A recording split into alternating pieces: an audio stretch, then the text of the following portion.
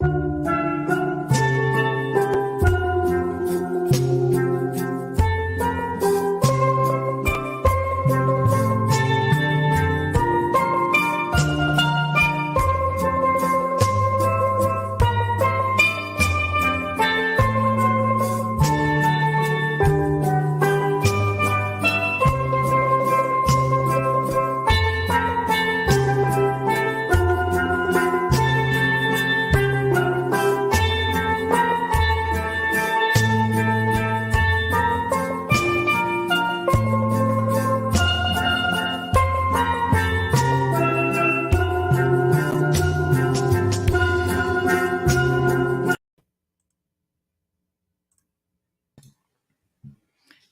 morning.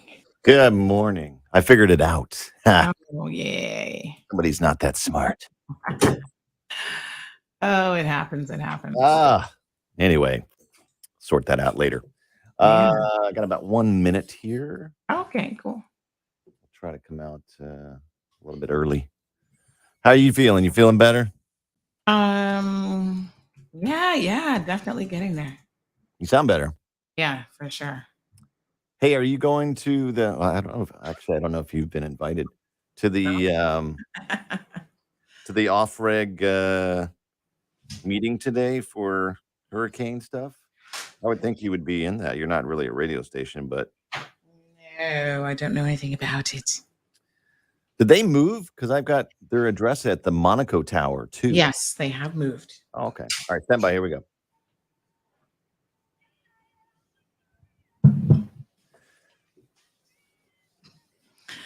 Good morning. It's 106.1 Kiss FM, K-Man's Best Variety.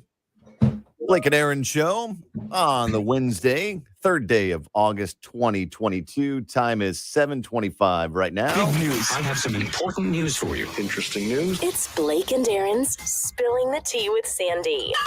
K-Man's top news headlines of the day from CMR. Hello, Sandy. How are you? Hey, good morning, Blake. I'm good. How are you? Good. What do you have for us for headlines this morning? All right. So we have some good news. Congratulations. Harper Barrowman creates history at the Commonwealth Games for the Cayman Islands. So putting us on the map in a positive way. We love to hear these stories. So as everyone knows, the Commonwealth Games have been going on in the UK. And she didn't get a medal, but she's only 16 years old. And she created history by becoming the first female swimmer in Cayman's history to qualify for a Commonwealth Games final. So this is amazing. She clocked a 9:16:49 in her 800-meter freestyle heat at the Sandwell Aquatic Center in Birmingham, England. So this is fantastic. So congratulations, young lady. And congratulations to the entire swimming team, because I feel like they always do extremely well whenever they compete. And this time is certainly no exception. What was the name? Because you dropped out there. I didn't get the name. Oh, sorry, Harper. Oh, Harper. Yeah, Barrowman. Awesome. So yeah. We were watching the Commonwealth game over the weekend. I was saying to my daughter, this is why you got to learn how to swim, because maybe you can be on TV one day. Yeah. And it might save your life. Sorry? And it might save your life. Yeah, well, definitely. Hello. Yeah.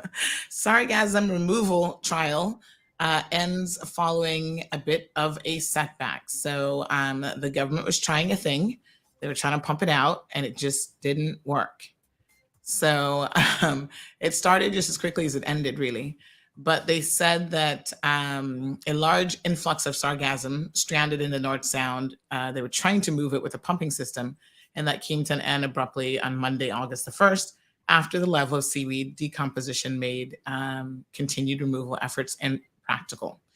So they need like a street sweeper, but for the ocean. Something that well, you know what? We had an expert on. Yeah, we actually had an expert on Friday. He's a sargassum and oceanographer from USF and all sorts of accolades.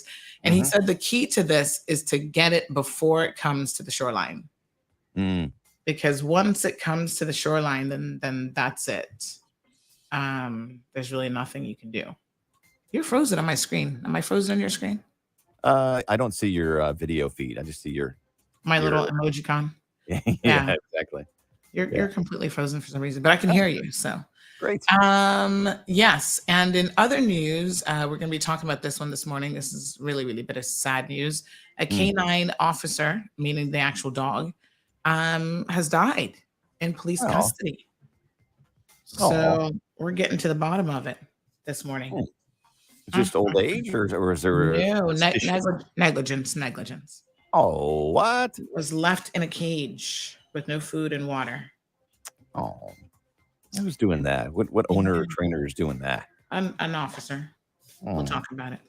Okay. We'll catch Sandy's show right now on Bobo 89.1 FM, and we will see you tomorrow for the Thursday headlines. Awesome. Have a good one. Thanks, Sandy. All right. All right, let's take it with CMAR brought to you. All right, folks. Yeah, we're gonna get it this morning. Good morning, beautiful people. A couple more seconds here before we're gonna go live. I'm just setting up all of my bits and pieces here in the studio. I got a banana and an apple for breakfast this morning. Here we go. 4 seconds left. Peppermint, sorrel, ginger, fever grass, or English. Get it ready. Your morning tea just got hotter. Ooh, honey child. On the cold, hard truth. Bobo 89.1 and Cayman's #1 talk show are bringing you morning talk like no one else. Monday Rewind, Impact Wednesdays, Caribbean Connections, and much more. Don't miss a beat with what's happening in the local community. Just keep sipping your tea. What a mess. Here's your host, live and direct from the Cayman Islands, Sandy Hill.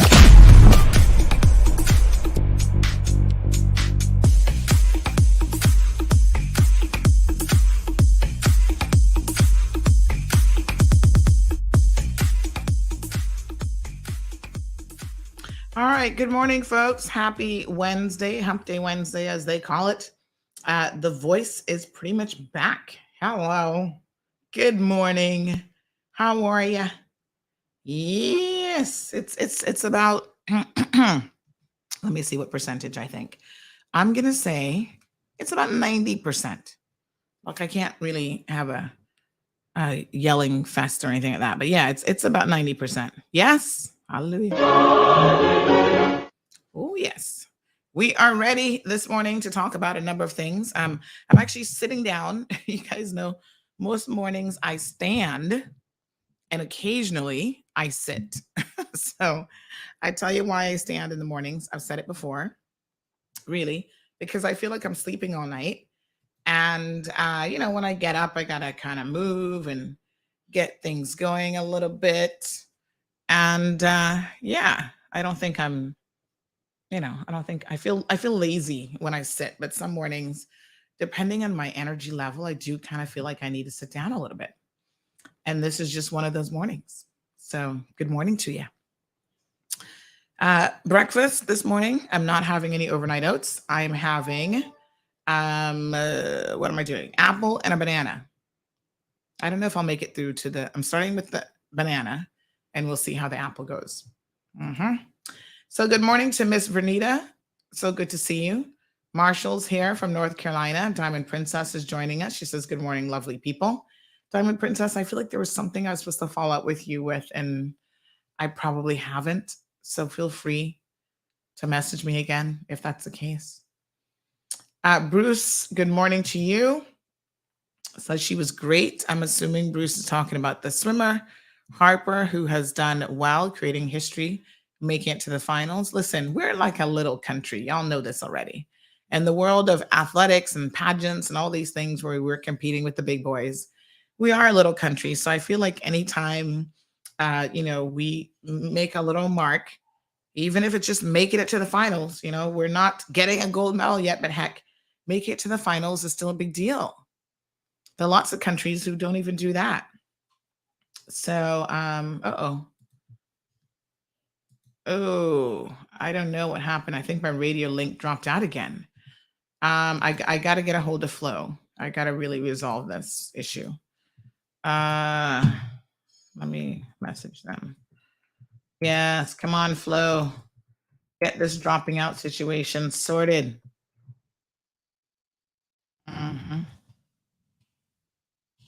Okay.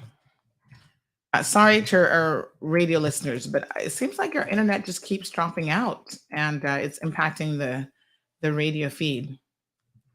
So I'm reminding myself right now to message Flow to say, hey,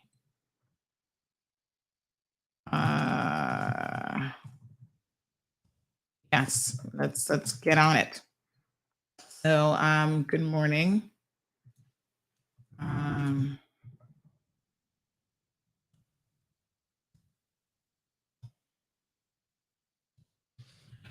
All right. So hopefully we'll get that sorted out. That means that I have to keep an eye on it. So I want you guys to definitely let me know if the signal drops again, because normally I have no way of knowing. I think what's happening is it's very, very intermittent when it does drop. And so I don't notice it on the streaming online because it is very, very quick. Okay, they're still Chuck is still saying he can't hear me. Can anybody in Radio World hear me at all? I'm connected. Okay, that's strange. Hold on. No, everything looks good on this end.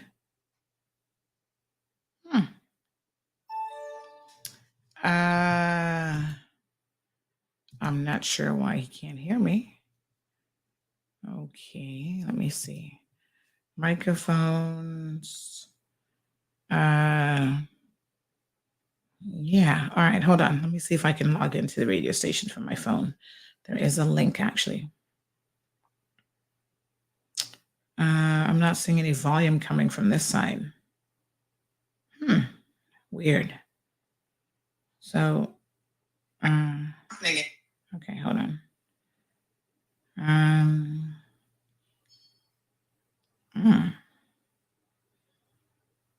This is bizarre. There's another feed. All right. Okay. This is strange. I don't know what's going on.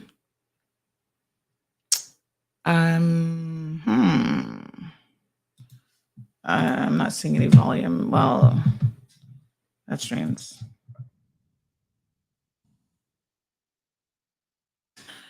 Let me see if we can figure this out real quick, because I know our radio listeners are there and we want to make sure that you guys can hear us. So nothing has changed on my end.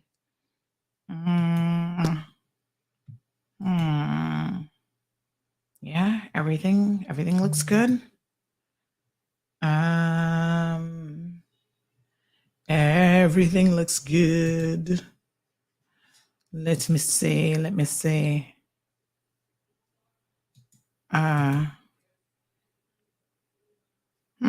I don't know.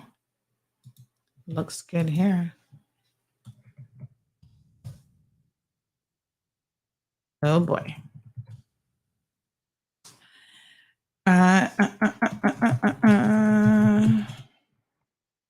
Yeah, no, microphones are on. I can hear myself. And I can see the mic levels going up on the online thing. So I don't really know. So this may be an issue beyond me this morning.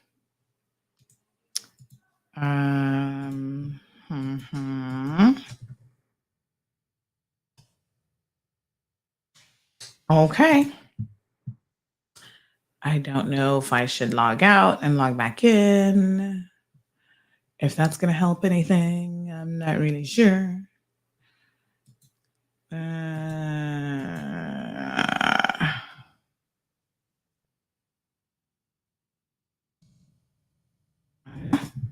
How bizarre.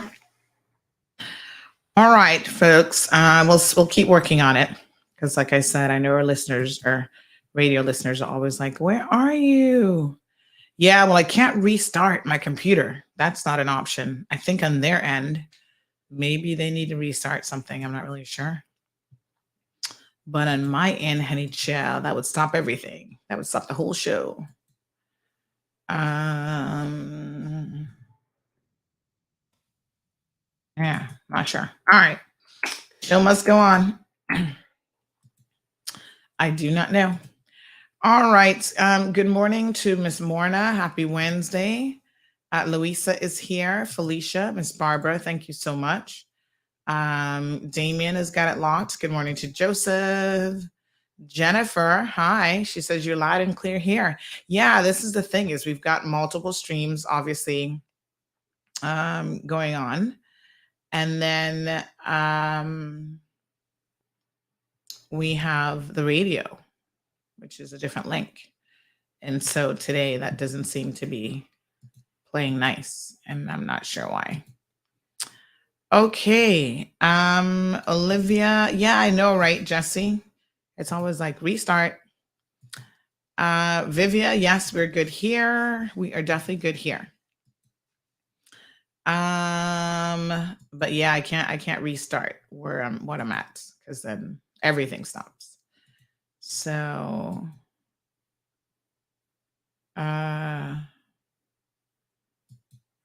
okay. All right. I do not know. Everton says good morning. Sunday. No, that's not my name. Your voice sounded 100% this morning.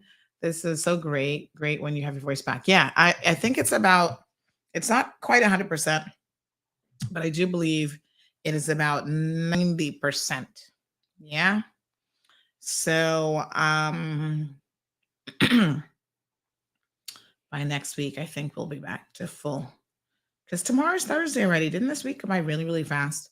So I think tomorrow we'll be back to full speed on the voice situation. But yeah, it's about 90%. I hope we can get this figured out because, man, our radio listeners love tuning in. They love it. They absolutely love it. Okay. All right. So good morning to everybody. So listen, got my banana, my apple, coffee. I don't drink coffee. Although I read a study the other day that apparently coffee drinkers are going to live 7 years longer on average than the rest of us. And I'm thinking, OMG, should I start drinking coffee? I actually hate the taste of coffee though. So I got tea and I got water. So I started this morning off already by having 2 bites of my banana.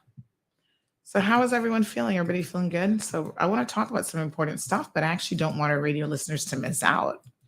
Now that I know that they're there, you're like, no, don't have them miss out on anything. Let me do this. Let's play your news now and see about, that's okay, Everton. I got to tell you a joke about names. You didn't mispronounce it. I think you just, maybe it was autocorrect or something. But yesterday I had my customers, they pay their bills online and I always tell them, just put your name. So somebody pays the bill and they put August. And I'm just like, I didn't know anybody named August. I mean, it's the month of August, but I don't know anybody named August except that one dude who was in the entanglement situation with Jada Pinkett. I've never heard of a person named August before him. So the person, when I was looking for, who sent this payment? Because I don't know in August, they started laughing. They're like, oh, that was me. That was me. So we had a good chuckle over the whole thing, which is kind of funny.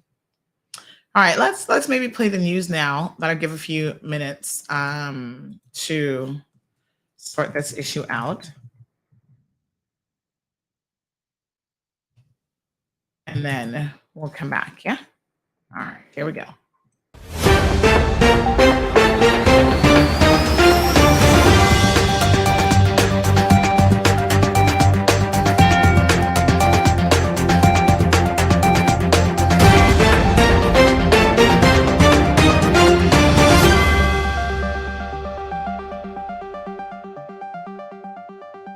Hello, I'm Kevin Watler, and this is your CMR Daily Buzz. A trial to remove a large influx of sargassum stranded in the North Sound using a pumping system came to an end on Monday after the level of seaweed decomposition made continued removal efforts impractical. Ministry of Sustainability and Climate Resiliency Chief Officer Jennifer Ahern said lessons learned from the trial will inform future removal efforts and a longer-term national response plan. The trial removed nearly 3,000 square feet of seaweed. The Cayman Islands Hospital Accident and Emergency Walk-in entrance will be temporarily relocated through the front atrium entrance starting on Wednesday, August 3rd, to facilitate resurfacing of the parking lot. The repaving project will take approximately 2 weeks to complete. Accident and emergency patients are advised to use the 2 parking areas at the front of the hospital. Signage will also be in place to direct patients.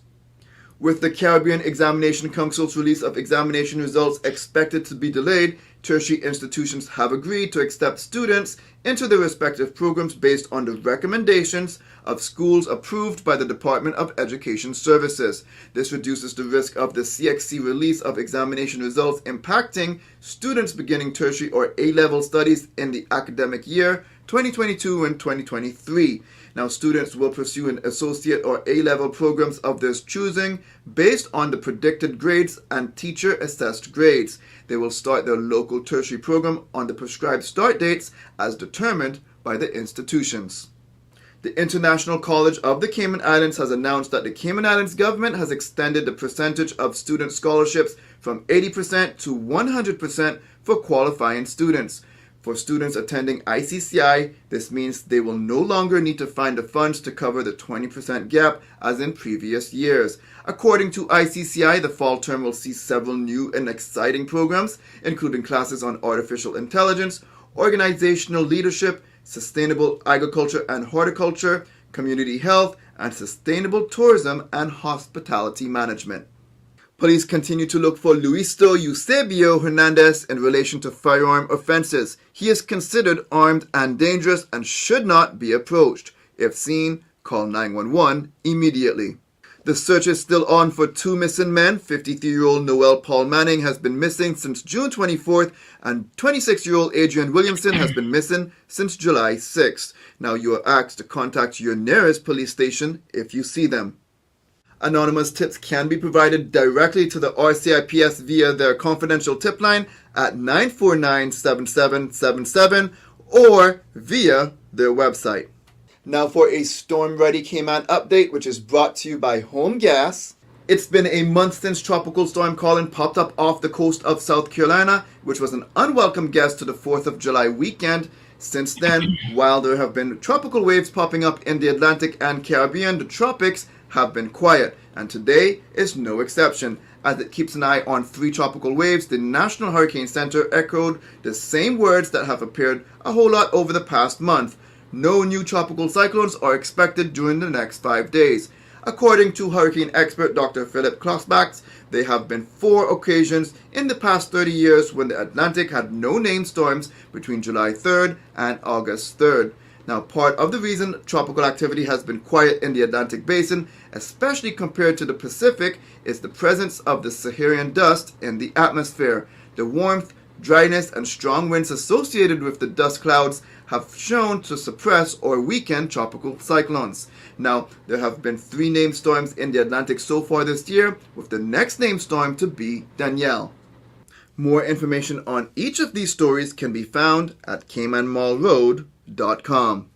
Now for your CMR weather update, which is brought to you by WG Charters. Sunrise at 6:02, intervals of clouds and sunshine. The temperature rises to the high 80s, but it will feel much hotter than that. When the high temperature is at 88 degrees Fahrenheit and the relative humidity is at 73%, like the forecast calls for, the temperature will feel around 100 degrees Fahrenheit. The winds east-southeast at 10 to 20 miles per hour, and then the sun sets at 7 o'clock. Now when it cools at nighttime, the temperature falls to the low 80s. Looking forward, similar weather conditions are expected. It's summertime, so those hot days and warm nights and scattered showers are very typical for this time of year. CMR weather updates are brought to you by WG Charters. They offer private boat trips for a great price, so we encourage you to support them. Now for some regional and international news. A Jamaican policeman who was arrested by the Jamaica Constabulary Force in the disappearance of his girlfriend has been charged with murder. Noel Maitland was charged with the murder of Donnelly Donaldson, who was reported missing on July 13th. Maitland reportedly picked up Donaldson in a black BMW motorcar at her home to spend the night with him at an apartment located in Chelsea Manor on July 11th. He said she left his apartment the following morning, however her family has not seen or heard from her. Family members theorize she never left the apartment but was killed by the policeman and a policewoman who is also in a relationship with Maitland. Now, police have since said there was no evidence tying the policewoman to Donaldson's disappearance.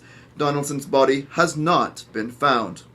2 years after then-President Donald Trump said he would ban TikTok in the United States through an executive order, the short-form video platform is once again under scrutiny in Washington, and the underlying issues remain largely the same. TikTok's ties to China through its parent company. A growing number of U.S. lawmakers are calling for the Biden administration to take action against TikTok, citing apparent national security and data privacy concerns.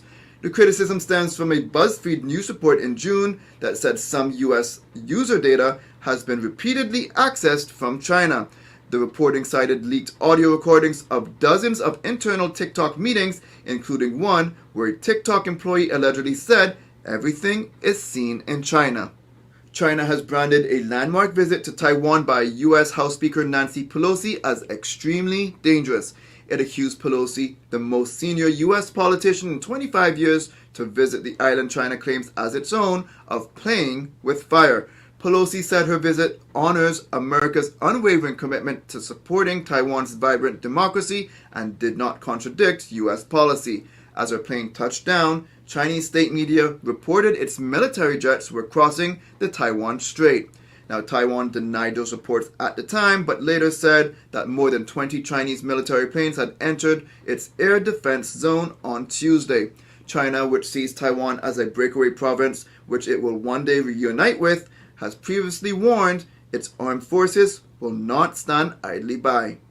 That's it for now on the Daily Buzz. Thanks for joining me. Please stay safe and God bless.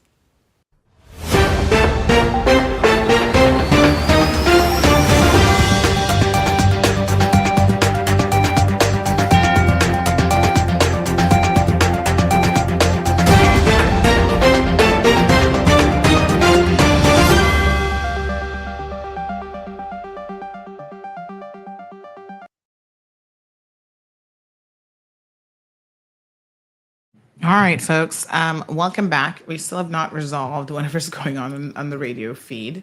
Hopefully we can get it sorted out soon. So I do see some of you are messaging me saying, "Are you on radio today?" We're trying to get there, trying to get it sorted out. So hopefully we'll get it sorted out before the end of the program. So good morning to Andrea. How are you? So Everton says it's very important to read before hitting that send button. Yeah, we do it. Listen, I totally get you, Everton. Unfortunately, we all are guilty of not proofreading what we write on social media, especially. It happens. Don't worry yourself.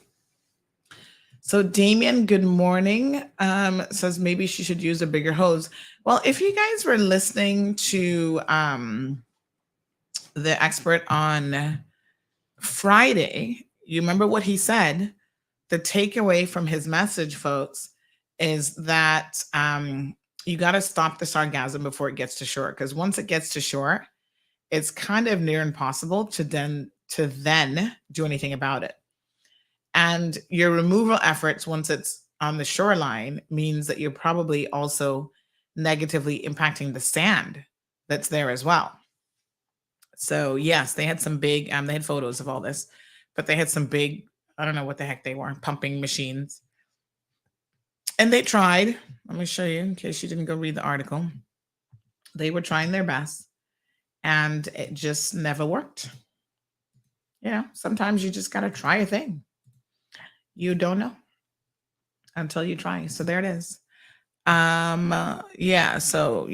Those pumps, they probably were not meant to. It's like the sargassum too. It's kind of like on the surface. So how are you separating when you're pumping this? You're pumping in water, and how are you filtering the sargassum from the water. And, it's almost like, I'm sure there's not this device out there, but it's almost like you need a water rake where you just getting the stuff on the surface only, and you're able to pick that out without actually pumping in everything, which of course doesn't seem entirely practical, right? So yeah, so I don't know. Ew, can you imagine standing in that? Ugh, that stench. And it's like killing fish and all sorts of stuff. I hope they paid this person overtime. Or these individuals, I should say. But yeah, that does not look like a fun job. So they tried it and it never worked. So what that means is, their sargassum is going to go away. Oh my goodness, sorry. And what they need to do now is get ready for the next time and make sure it doesn't come inland. Keep it off the shores, folks. That's the way we've been told to make it happen. So the Ministry of Sustainability and Climate Resilience said that the sargassum stranding, or did they say stranded? We might want to double check this quote, but in the North Sound is unlike any we have experienced previously in terms of its location, weather conditions, and scale, demonstrating the need for scenario mapping inclusive of the private sector, which can deliver the innovations needed to manage future influx events. Yeah, so in other words, plan ahead. Oh gosh. Once we know that this is a usual thing, then yeah.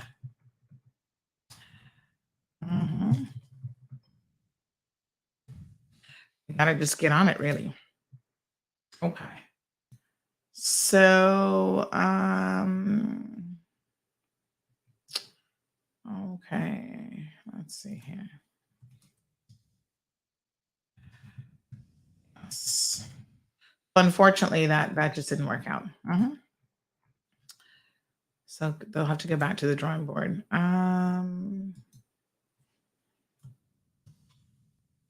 So can I go ahead and start talking? Let me see. So I'm trying to understand if you can actually hear me. They have ships, but it costs money to purchase. Oh, so I've just seen some. Yeah. Okay. So here's some, Kevin, let me see if I can download these. Here's some good images of what can be done.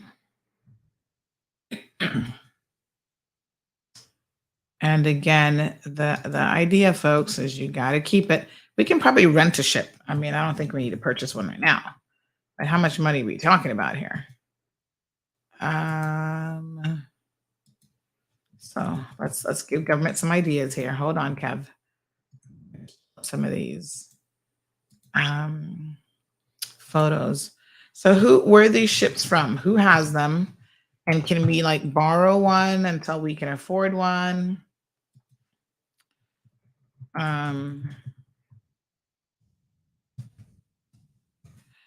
Let me see. All right, let me show you guys some pictures. But yeah, this should be a private sector, public sector initiative, because I'm sure it's impacting everyone, right? All right, so let's have a look at some pictures of what's possible. So here we go. That's a boat that apparently, but you see how they have this little buoy system set up where it's not actually going to shore, and then they're grabbing it beforehand. So look at this. See? That's how you do it, folks. Once it hits that shoreline, too late. And it presumably just stays in the top. So, I mean, setting up this barrier is something that shouldn't be that difficult to do. It's not like you got to take it down to the ocean bed, right? It's called a Sarga boat. Funny. Sarga trailer. Hey, we need to get a hold of these people. Find some dinero to pay for this. Wow, look at that. That's pretty cool. That is awesome. Let me see if we're making any headway in the radio. Yeah, so I don't know. It says I'm connected.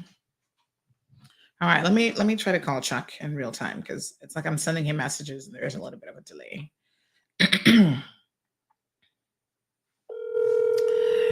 All right. Sandy? Hey, you're live online, but let me see what I can do here. I'm just gonna go into my settings and see if there's anything else that I can notice that might be useful. So I haven't. It says that you've been live for 12 minutes. Yeah, that's when I read it. Coming down from your side. So I'm trying to figure out, what could be the holdup. Because normally if you were talking or any audio would come through, something would be moving, some levels would be moving. Yeah. And I mean, the weird thing is, the levels are moving for me. So, I mean, online, the on the levels login. are moving in, but do you see any levels on your output on your main? Yes. Hold on.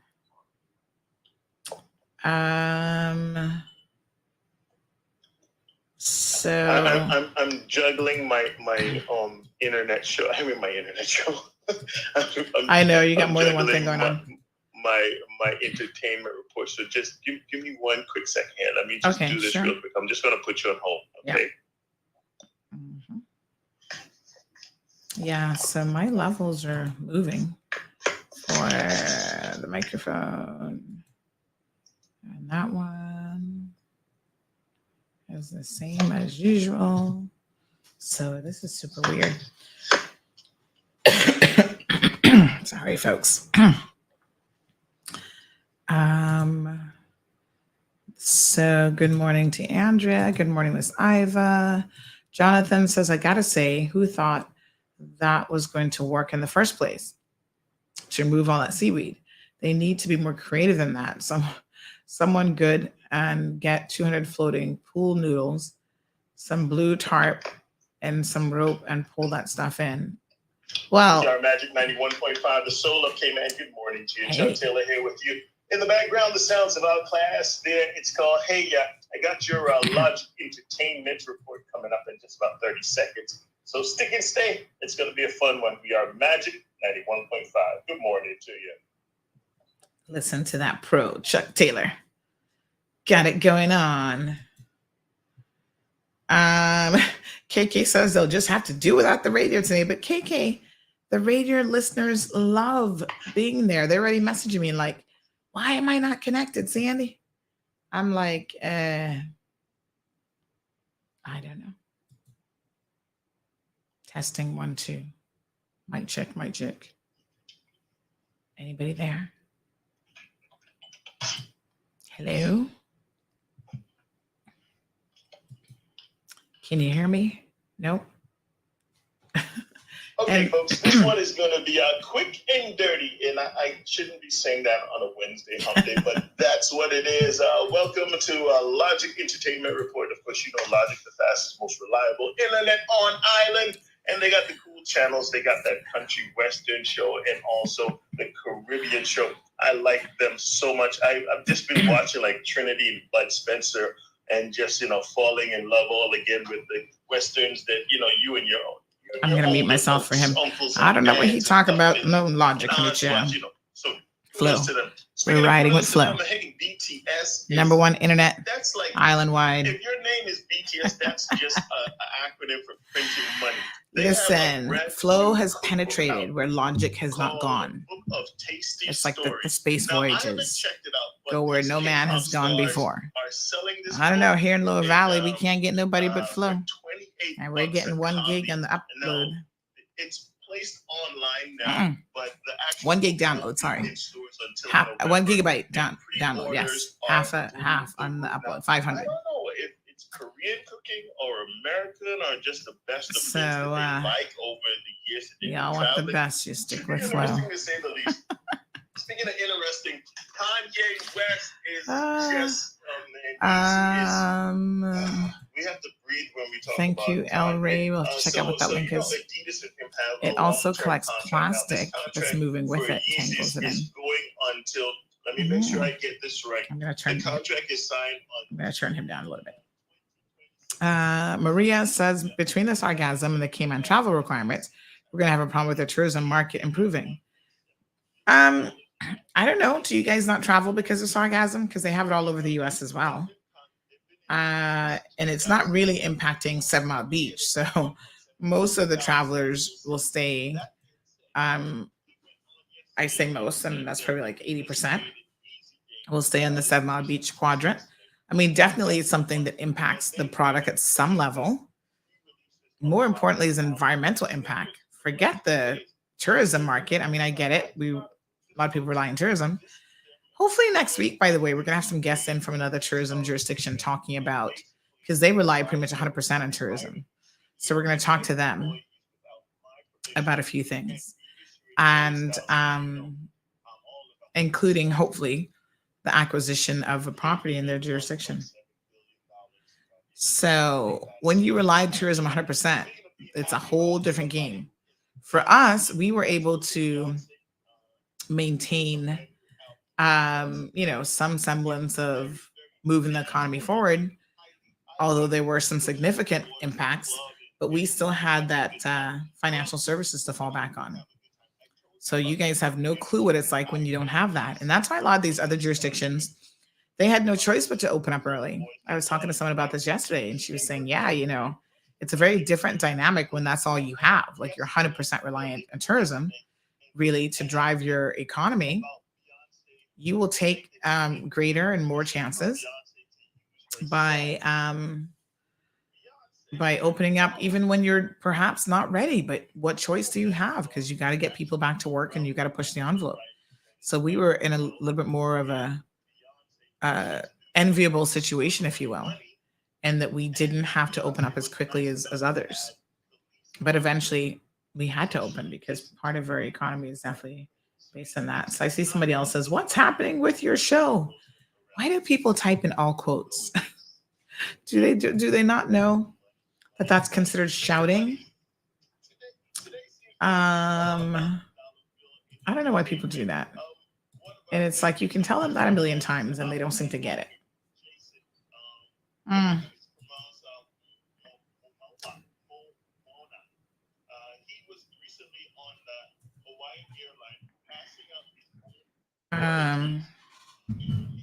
Sounds like Chuck got a long time entertainment report.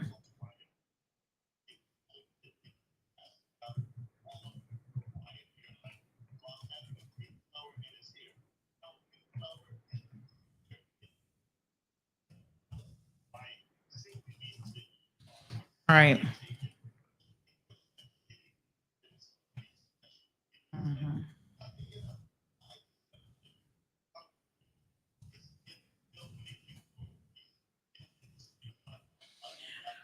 All right. Yes, folks, I'm aware about the radio. Everybody's like,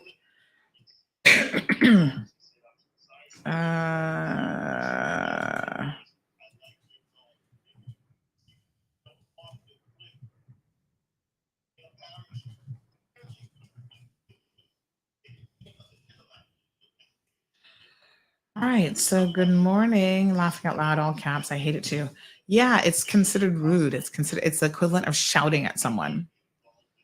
But I noticed that it's like the older people who do it. And I think that a lot of them don't necessarily know. And then sometimes I think they type in all caps because maybe their eyesights are like really, really bad. Good morning, Ruby.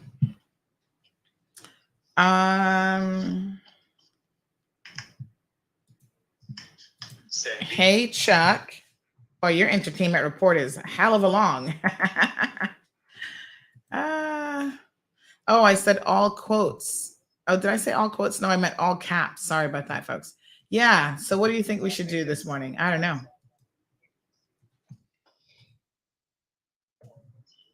Chuck?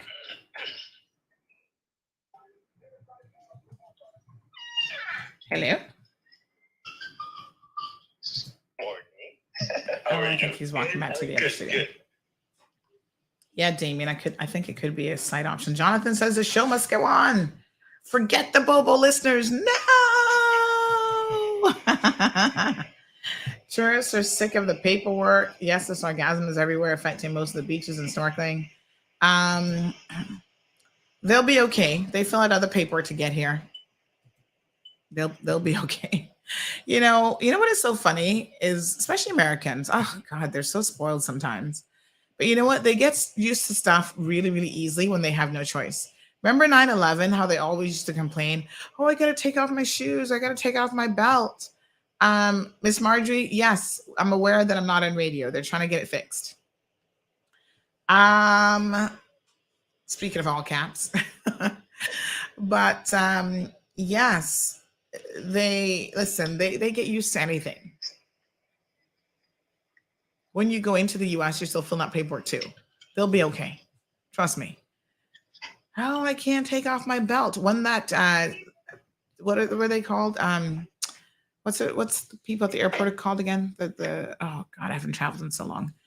The agents, the security agents. But when they say, listen, you've got to take off your belt, you're not looking at TSA agents, right?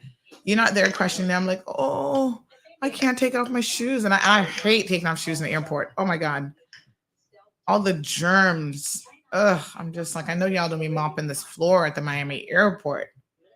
But guess what? You still take it off and you keep it moving. So Chuck, hey. Chuck? Hello? Did Chuck forget that I'm here?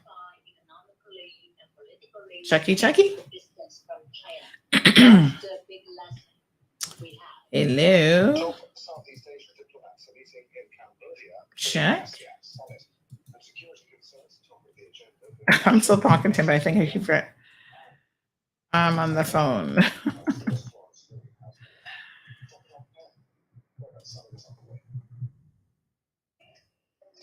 Okay. I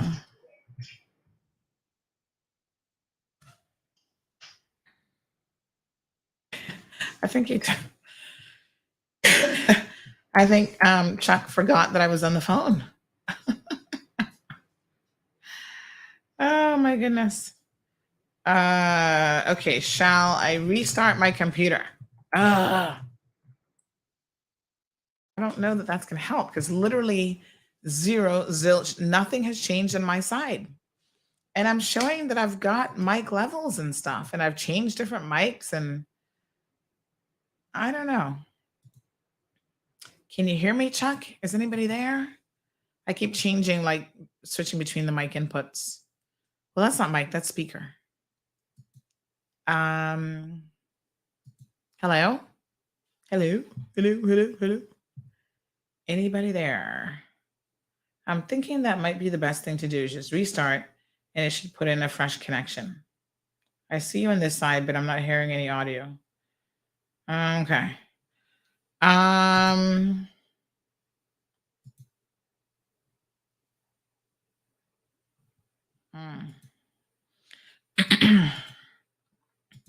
All right, folks. Let's try one restart, and if that doesn't fix it, then unfortunately, there really is nothing that we can do in terms of the radio listeners. Okay, so I'm gonna log out. Hold on. Hey Chuck, before I do that, because that's gonna mean everything on my end has to restart. Let me just log out of the online portal and try logging back into that again. Because I've just been disconnecting, but actually I haven't logged out of that. So let's try that. Everything is the same. Nothing has changed.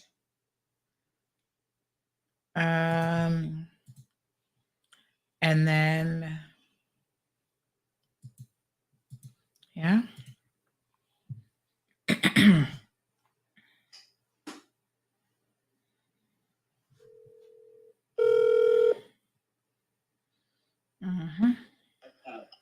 Hey, Sandy. Hey, Chuck. What I did was I'm going to just log out of the online portal first instead of trying to restart everything. And I'm going to hold on one second. Oops, did he just disconnect me?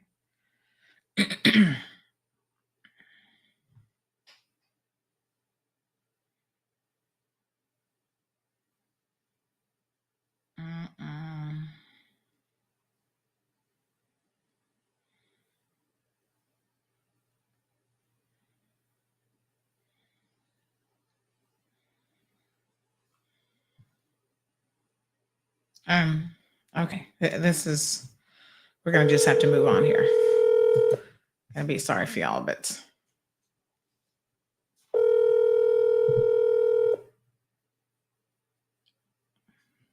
Hey, Sandy, I'm going to the rack room right now to check your feed. Okay. Okay. Yeah, I was just walking there to see if I could get through. All right. So you'll tell me when to just try to reconnect, or just reconnect now? Just hold on the line. Let me see. If you connected, waiting for connection, it says it's ready and it's waiting. Okay, you want me to connect it now? Yeah. That's All what right. it says. Okay, you just connect to it. Hold on, let me go in the rack room now. Okay. Let me go in the Bobo and see. You should be able to. Okay, if you had a water park sheet, that'd be great for tourism. There's no rise or anything. Like, I don't know, Ruby. I mean, do we all need the same thing? Like, what makes Cayman unique if every single jurisdiction you go to has the exact same thing? If every jurisdiction has a water park, which I think somebody's building one, I can't remember who it is. But how does that make it any different? Like, I can go to Florida and go in a water park. Like, at some point, this is why we attract such cheap tourists, because we all have the same thing as everybody else, and they're not going to pay any different for that. Same thing with the casino idea. Everywhere you go, if I want a casino, I go to Seminole, and they've got casinos there. It's like, at what point do you differentiate your tourism product? How is Cayman unique and different if we just strive for the same things that everybody else has? A smoking area. Why on earth would we have a smoking area? And a museum. We have a museum that nobody knows anything about, that nobody visits because it's so undermarketed. And the person who's running it isn't a Caymanian that seems to have a clue. But she's not a Caymanian, and she doesn't have a clue. Not a Caymanian that doesn't have a clue. There's a difference. So, yeah. But I think that we have things here that we need to definitely improve upon. And once we can improve upon those things, then Miss Marjorie, they're trying to fix the radio. There's nothing that I can do. She's like, please be on radio. There's nothing I can do about it. They are trying to figure out what is going on, and we're trying our best. I don't know if me restarting everything on my end is going to make a difference or not. But I can assure you that we're not on radio on purpose. They're trying to fix it. Yeah. Age limits in the casinos, so kids won't be able to use a water park. Yeah, I mean, again, that makes us different. How we become just another Bahamas. All these casinos, and people just go there to gamble, and you can go anywhere to gamble. Luis, sorry. Says Americans are so spoiled. European that came over on the Mayflower thinking they own the world. Yes, they do have a certain perspective that is often interesting. Don't they gamble in the casinos already? Do you actually take a vacation to do nothing but gamble the entire time?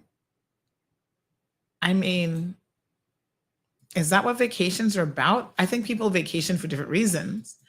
And there might be people who come to Cayman because they want to kind of relax and take it easy. And it's not all about the hustle and the bustle and let's run and go to the gambling shop or whatever. So I don't know. Maria says, don't we kind of have a water park at the Turtle Farm? Yeah, we've got something, a smaller version of that. But who's doing a water park? Isn't the Kimpton or somebody doing a water park? The Ritz has one for kids, so that's entertainment for them. I mean, I don't get it. Like, I don't know why we need to have all these elements that are not even part of our culture. Even the Seminoles, I mean, gambling wasn't part of their culture. Now, I guess it's tied into who they are because that's how they make some money. But Maria says what we need is a nice cultural center. They should build on one on site of the tower building.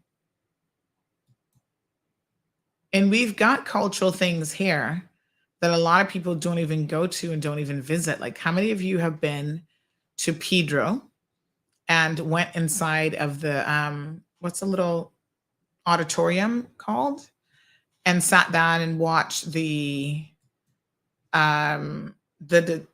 little thing about the history of Pedro and whatever? Y'all don't even do any of that stuff. So Jonathan says gamblers coming to the Cayman Islands would be whales, and there'd be some tourists. They'll be trying their luck. I don't know. You want a casino? Go to Miami. There's tons of them right there. Any day of the week. Al wants a casino. Sue says yes, and this sargassum is horrible for tourists. All of us locals, it's summer so bad. I've not encountered sargassum because you can go to 7 Mile Beach and not encounter any. KK says that's why a lot of the celebrities come here. Peaceful and quiet with no hassle. Jonathan, Chuck disconnects again. It's not about culture. It's about supporting your tourism industry. But you can support your tourism industry with culture. Why do you think you can't do that? Good morning. Oh, Maria says, Sandy, remember she can't hear you. Who's she? Culture is not paying the bills, Jonathan. Culture can very much pay the bills. All right. Hey, Kevin. Hey, Sandy. How's everything? Other than being frustrated that this video stream's not working.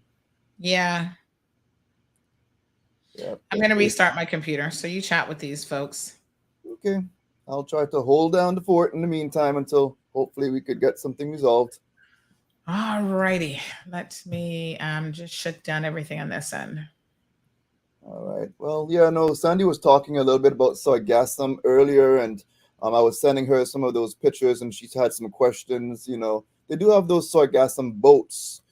You know what? I'm starting to talk about my being polite. You know, my parents going to have to spike me. Good morning, K-Man. I said good morning to Sandy, but I did not say good morning to you and all of our other listeners. So I apologize for that. But good morning to all of our viewers. And if you don't know me, I'm Kevin Watler. I kind of do some production stuff in the background when Sandy, you know, has different things going on in the background. Sometimes I just kind of help out there as well as I do the news buzz. So, but yes. Yeah, sargassum, it is kind of frustrating for those who are in the areas that have it affecting that area. You know, the North Sound has some, East End, Bordentown has a lot of sargassum as well. And so, you know, there's different things that the government can do. You had an expert from University of South Florida, Dr. Hu, on, I think it was Thursday's show.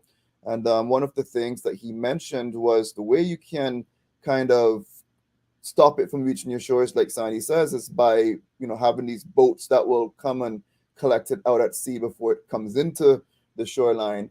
And that seems to be at this time the most effective way to be able to stop it from reaching land.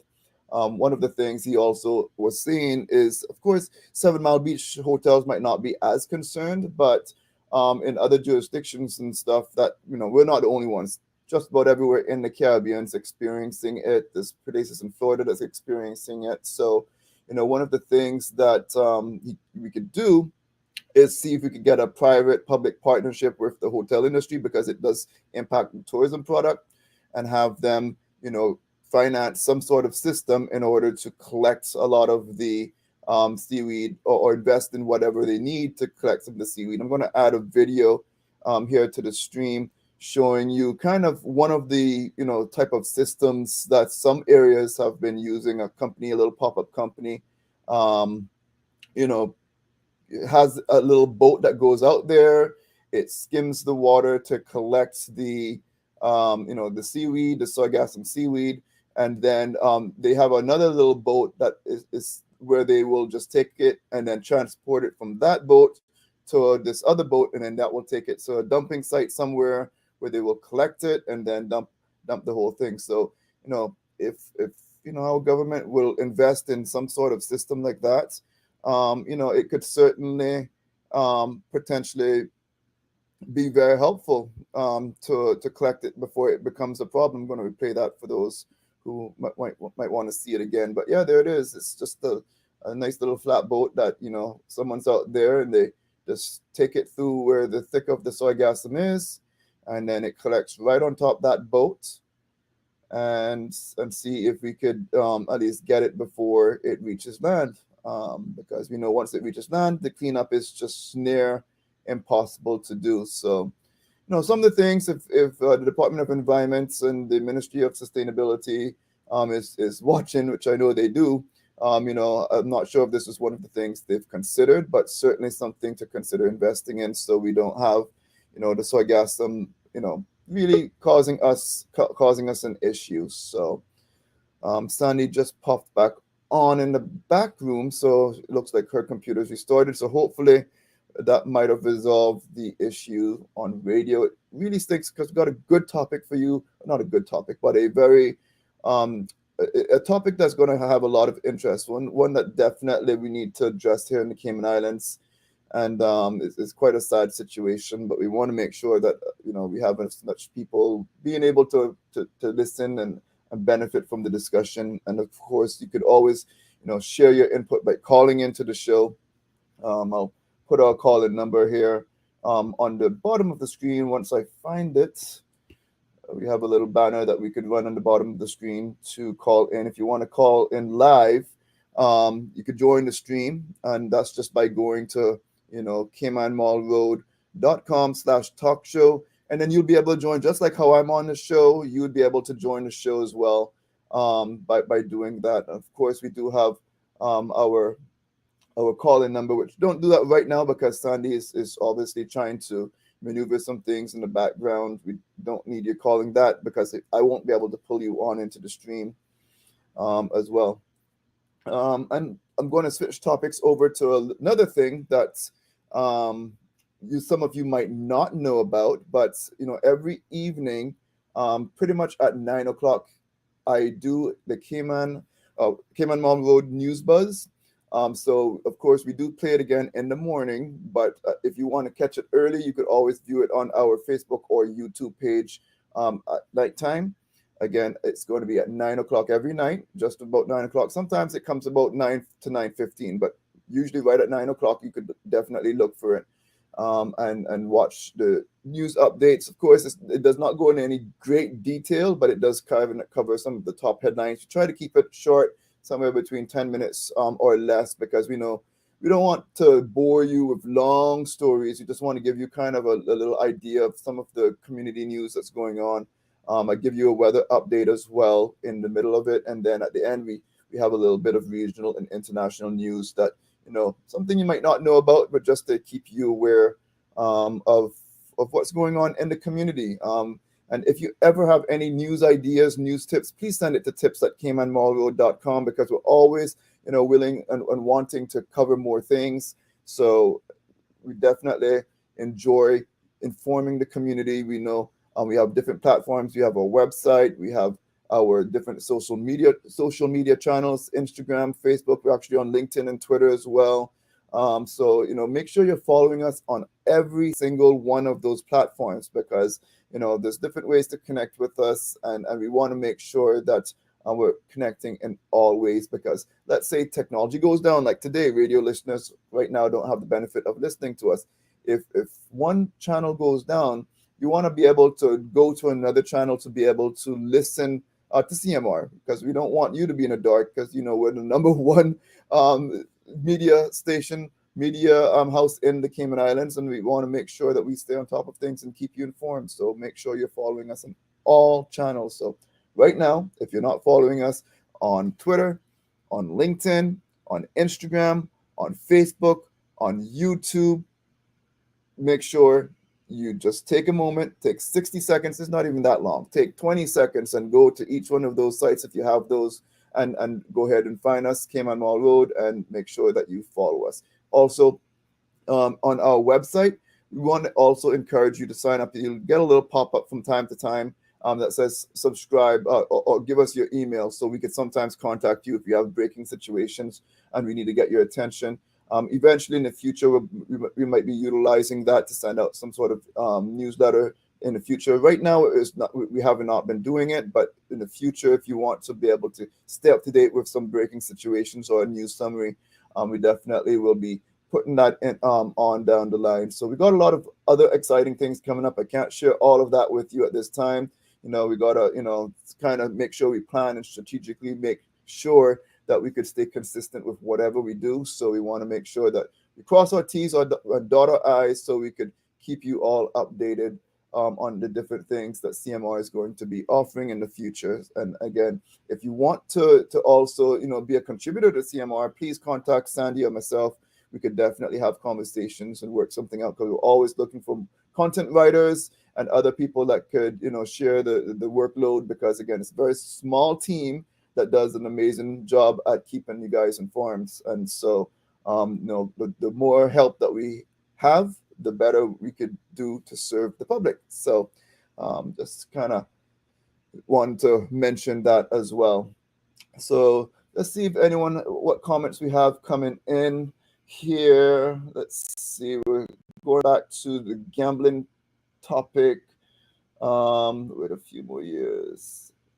Let's see what we have from Ruby. I saw they were thinking of making it a legal requirement to have lifeguards on resorts and beaches here too. That's not a really bad idea. Lifeguards, in my view, it creates job opportunities for people, as well as it just makes the area a safer place, because it's so easy for something bad to happen in such a short period of time. You take your eyes off a child briefly, or we often hear, of course, this usually scuba divers, but we often hear of, one of our tourists out there that's, ends up having a heart attack while, out there swimming. But if you have someone watching, can't do as much for diving, but at least in the pool area, if that happens on land, at least we have someone there to be able to try to quickly address and identify, oh, something's wrong, let's get that person some help.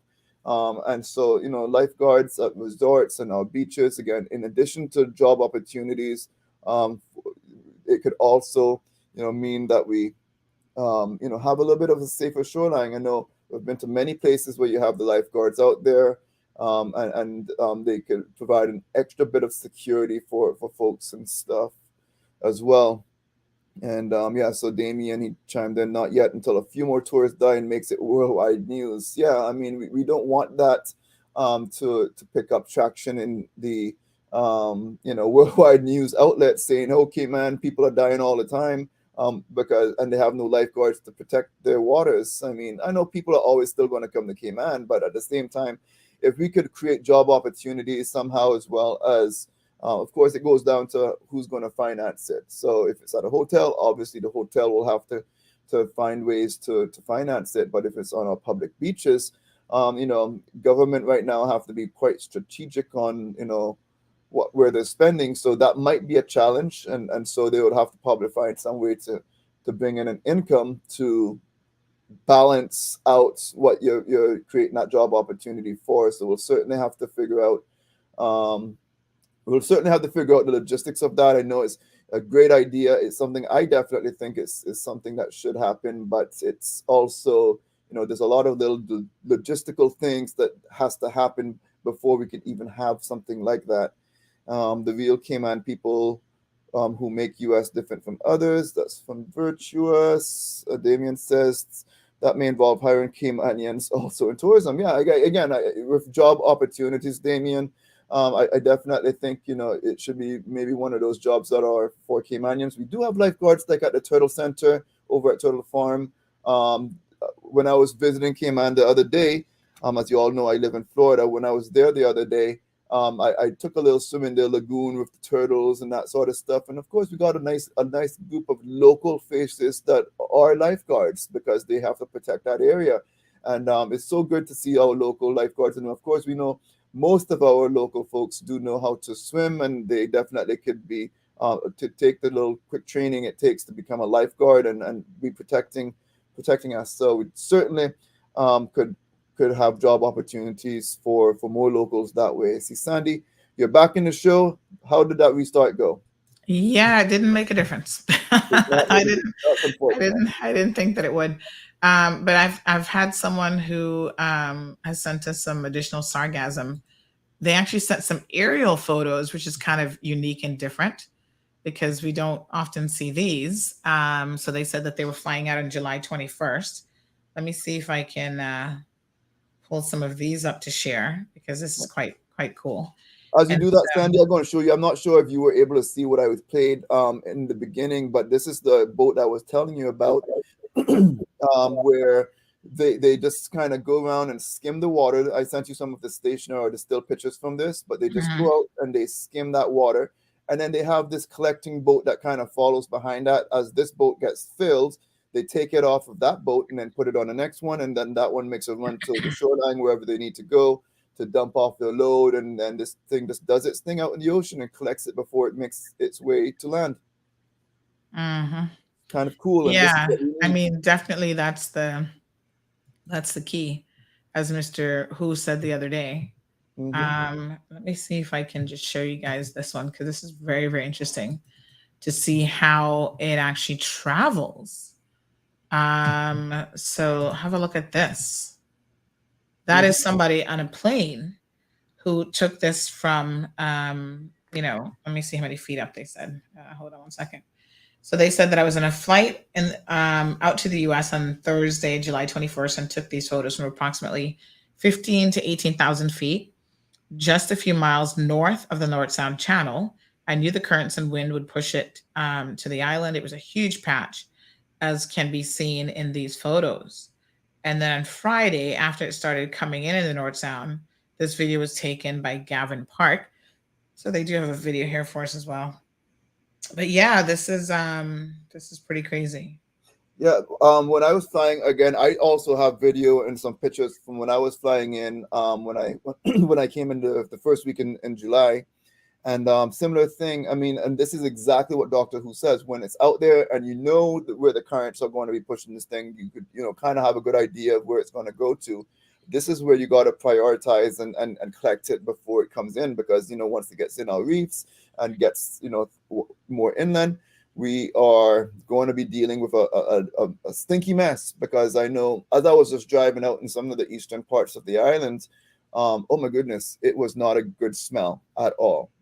It's just not an eyesore, but it also, when it starts to rotten, it is a horrible, horrible smell. I saw even on social media, on Facebook and stuff, some of the I Love Cayman groups and stuff, some of the tourists were complaining, oh my goodness, it smells like rotten eggs all over the island. And that was, again, when we had a lot of sargassum that was in there that was starting to rot. And some people were saying, was it the dump? No, it wasn't the dump. It was the sargassum seaweed that was out there. So here's a couple additional videos. But I mean, if this person is, and again, this is a matter of planning, really, right? Because if someone saw it in an aerial view from July 21st, I mean, surely pilots and other people are seeing it who were out on the water or above the water. So really, it could have been a situation where, they could have done something about it. If we had a plan. But I think the problem is we haven't yet figured out what we're going to do. So here's some additional, oops, let me take that picture off. Some additional footage here of what we've seen, coming into the North Sound. And there it's like coming in. The winds are bringing it in.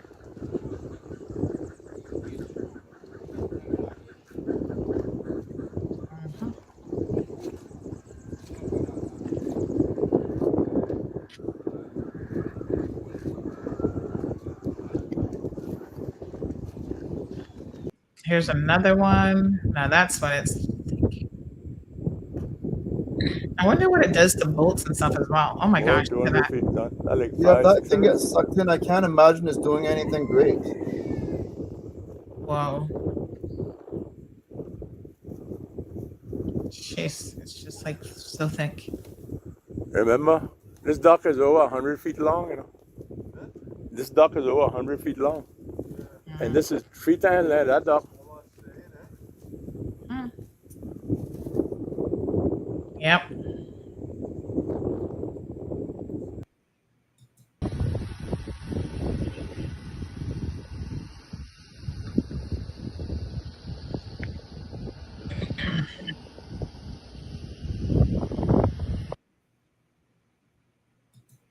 So, yeah, quite an eyesore. But more than just an eyesore is definitely the environmental impact of this of the sargassum. I mean, gosh, it's something else. So I guess you know, we'll see. So folks, we're still trying to get the radio situation sorted. We've got Chuck and others. So he says we're live now. We're good. Okay. So yeah, awesome. So it takes a Get team. this party started. Yes, it takes a team. It takes a team. Thank you to the Bobo team. Thank you, Chuck and Dave. They did it. I don't know what it was, but that took now more that than you're one. now that you're going, I'm sure there's a lot of people waiting and anxious, ready All for the right. discussions. I'm going to leave you all. Have a beautiful day, K-Man. Sandy, I'll leave it to you. So take care. Yes, we're on it now. So thank you guys so much. All right. So let's get this show on the road. My apologies, but I just know that so many people want to be tuned into the radio. And you know, yeah, we need to ensure that we have it live. That's why we're on radio, so that you guys can hear us. All right. So folks, big shout out to everybody on just WhatsApp your friends, let them know that we're now live on Bobo, because I'm sure that some of them may not be aware of the fact that we are. So what I want to talk about, and I'll use the rest of the time this morning to probably discuss this, is let me just send. All right, so they figured out what it is, and they're going to explain it to me later. But we got a lot to talk about, so we'll leave that until later. Let me just message everyone, let them know that the radio feed is back. So message your friends, say they're back on the radio. It's all good to go. Thank the Lord. All right, so they know what the issue is. I don't yet know what the issue is, but they'll tell me later. So for those of you who are listening, we'll get the scoop later. All right. Okie dokie. All right, let's go. Okay. So we got some stuff to talk about. Let us discuss. We're done with sargassum, and we need to talk about a dog named Baron that has died in police custody. Now, oh gosh, I need to put on my filter. Woo! Where's my pretty filter? How y'all didn't tell me I didn't have my filter on? Jeez, there we go. It's now like walking around without makeup. I need a little bit of makeup. All right, here's the thing. This is a extremely unfortunate situation. Now, you guys know, big shout out. Debbie says, Kevin, good job filling in for Sandy. You guys know that if you want to get me all riled up, there's probably a couple topics that do it. I'm sure there's more than that, but you know, children, number one, I'm like, we got to protect our children. Everybody's like, the children are the future. I'm like, no, they are our present. Children, or elderly people who oftentimes can't fend for themselves, and our animals. Now, I must tell you that I'm always disappointed in how we treat animals in this jurisdiction, because we don't, can I just be honest? We are horrible when it comes to like pet ownership as a whole. Now I know there's some of you who treat your animals like family, you love them, but as a country, we really fail in this regard. Some of y'all should not be within miles of a dog, and you have them tied outside. They barely get water. They're being mistreated. Like, I have seen a neighbor's dog. Thank God it's not my new neighborhood, but where I used to live before down in Newlands was so thick of ticks. It was a white dog. And when you looked at the dog, you would actually think that the dog was black because it had so many ticks all over its body. And this dog was being kept outside. You call, animal welfare. They only had at the time one person. He's running to and fro, trying to do what he can. Then there's nothing. The teeth isn't in the law to help him do his job. It's just deplorable. We don't have members of the LA. I know some of them are dog lovers, but I guess their list is so long of stuff that they need to be doing. They can't prioritize it either. And it's a shame because in the meantime, we've got uncontrolled breeding. People like to breed dogs and they're not breeders. They're causing all sorts of issues. Entire litters are lost. They die. I mean, it's just horrible. The last thing I expect to hear, though, is that a canine dog has lost its life. Now, this actually legit pisses me off on more than one level.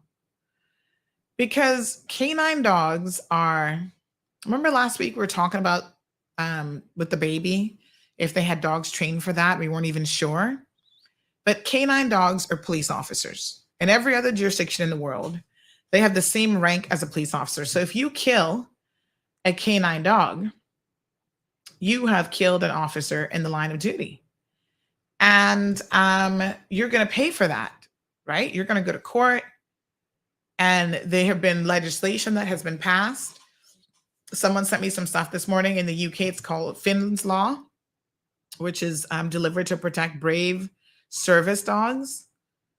So if you kill a service dog, according to the Animal Welfare Service Animals Bill in the UK, you are a service dog or a horse, right? This new legislation gives them the same standing as it does any other officer. So this particular law called Finn's Law is the layman's term for it. Well, first of all, this particular law prevents anyone who attacks or injures a service animal from claiming self-defense. And there's other legislation and other laws that put them, they get like a proper state funeral, like a state burial and stuff like this. They are revered for the amazing contributions that they make. They keep our officers safe. They help keep our borders safe. They're out there working, no pay. They get food and shelter and water and hopefully a little bit of love and affection. And so when you hear of the fact that a service dog has died in this jurisdiction, I think that we need to really examine how the service dogs in the Cayman Islands are being treated. And so we started doing, we don't have any horses here, Ruby. We don't have any service horses here, but I started doing some digging. And what I have discovered, unfortunately, is that there are certain people on the police force who do not give the dogs the treatment that they should be getting. Well, that means that we're going to have to call it the RCIPS this morning. And they may not be happy about it, but honestly, I care not. This is the second dog that I can think of in recent times that have died whilst in the custody of a handler. Okay. Someone mentioned that these dogs also cost a pretty penny. They said they believe these dogs are upwards of like $100,000 each. I don't know exactly how much it is, but I can tell you that without a doubt, these dogs are not cheap because they undergo a huge degree of training. So, they are purchased. They don't come to us until I think they're between maybe 6 to 9 months or whatever, maybe even a little bit older. And that entire time, they are at a specific training facility. So we have different dogs that we actually acquire, different breeds of dogs. And let me just see if I can find some of the types here, and I can tell you. It's always a big deal when we acquire these dogs, right? And if you go to the RCIPS website, it'll tell you all about them. Oh yeah, they've got a K-9 unit. And it says, police dogs are a feature of any modern police service, about how the RCIPS and the other services, customs and other people, have actually benefited from having these dogs who can do things like drug and firearm searches, and they assist in recovery operations. But they're not a computer. They are a dog, right? So they need to be handled by people who I would hope love dogs. They need to be handled by people who understand, who've had the adequate training to understand how to handle these dogs, because this isn't a Coco. You know what I'm saying? This isn't a house dog. This isn't a dog that you leave in the backyard tied up on a post with no water, no food. There's certain standards that should be expected of the canine handlers when it comes to their duty that they owe the dogs, and by extension, that's the police service, and by extension, the people of the Cayman Islands. And what I'm here to say is, the RCIPS has said that they're carrying out an investigation into what has happened to this dog that has died in police care. And really, folks, it is all about the fact that someone has been negligent. Yeah. That's what this boils down to. Pure and simple. Negligence. How can you be negligent? Well, you all need to explain to me who places a canine dog in a cage with no water and no food in the hot sun with direct heat on it, is what I'm led to understand, and allows that dog to die of heat. Y'all hear about these cases all the time. Children left in the car, somebody forgot the child in the car. And we've talked about in this program during the summer months, especially, but here in the tropics, it's summer 24/7. If you have a dog, you can't be leaving your dog outside in direct heat. No shade, no water. No. Dogs should be kept inside during the heat of the summer. I'm sorry. I go outside for 10 minutes and I'm burning up in the heat, sweating bullets. How do you think a dog with fur is handling this heat? And then no water and no food. So I know that we have to wait for the outcome of this investigation, but even the early indications of this is that somebody screwed up. And people have been reaching out to me, people who are not even in the police service are saying that we need to really dig into the situation, because apparently this could have been avoided. Wow. That really hurts me when I hear that this could have been avoided, right? So the RCIPS, just by way of information, has 4 canine dogs, and there are people who are now concerned about the remaining dogs. They've been raising the alarm for quite some time. This dog that has died, let's give him a name. His name is Baron. Respect is due. Canine Officer Baron is now deceased. I don't even know if they're going to be giving the poor dog a proper burial, as they should be, right? Baron is, I believe, about 5 years old from the research that I've been able to do. And I'm hearing all sorts of things, like the person who's the head of the K-9 unit is not even comfortable in that role. And they weren't particularly comfortable handling Baron. And I don't know what it was about Baron that would be the case. So Baron has been here from a puppy, I think maybe about 7 months or so. They send them here. They do the initial training in the UK. So we're purchasing and bring these dogs all the way from the UK. Sent here after 6 or 7 months of tactical training. They become officers for all intents and purposes. And I hear that there's been some dissent within the K-9 unit. So some officers who'd been there for a while have been removed out of the K-9 unit and put in other areas of the force since February. And they and other people have been raising the alarm within the force about the care of these dogs. They even wanted to adopt Baron or take him out of the situation because there had been warning signs that he and some of the other dogs are not being taken care of. So the idea, folks, is that the handler, this is your partner, and you eat, sleep, handle this dog. They become an extension of who you are. And unfortunately, the officers that are there now are not treating the dogs with that level of, it's not even just respect, but that is the process of how you maintain, the dog's training and how you maintain their mental wellness, their physical wellness. All of that is really, really critical and important. Like I said, they're not a machine. You don't just switch them off and on and, you can leave them out in the hot sun and not worry about them. They're actually a living being. I mean, let's understand what I'm saying this morning.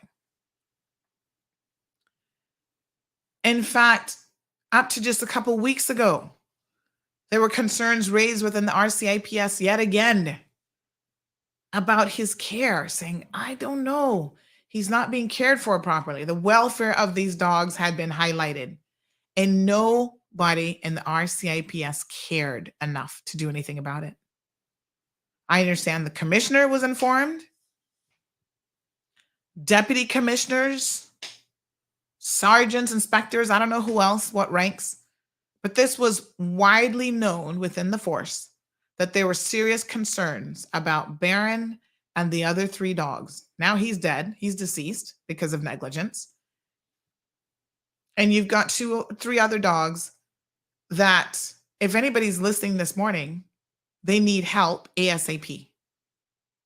We don't need to have another dog killed by the reckless acts of their handler. So he was locked in an exterior cage without food and water. I understand his handler, and I'm going to name the handler, not because we're here trying to pick on anybody, but to get the full story and to see, how this really goes, I think y'all need to know. So let me show you what Baron looks like. He at least deserves that much, I would think. This is him. My goodness, what a beautiful dog. Still young, 5 years old. They don't stay in the service for very long. My understanding is they normally retire them after about 7 years or so. And then, they'll get adopted by families. They give the handlers the first option because, again, you get very attached to, it's not just a coworker. It's someone that you're living with. This is family. And y'all know how I feel about dogs. And I have sat here on this show and cried like a baby when my dog was killed in an unfortunate incident with the neighbor's dogs attacking her. It was horrible. So I know the pain of losing a fur family member, right? And this should never, ever have happened. And like I said, this is now the second dog. The other one got loose on the highway. Remember, got hit by a car. Accidents can happen. But from what I'm understanding, it's not an accident. It's a lot of recklessness. And when people are telling you these dogs are not being treated well, this is what's going on, and nothing is done about it, then that's a problem. So poor Baron was locked in an exterior cage without food and water by the new guy, who apparently hasn't had anywhere near the degree of training that everybody else has. It's Officer Tim McLaughlin. Now, like I said, he's a Caymanian, obviously, I'm guessing by the name. You want to be in the K-9 unit, folks. You got to be willing to put in the time, right? You become an animal expert.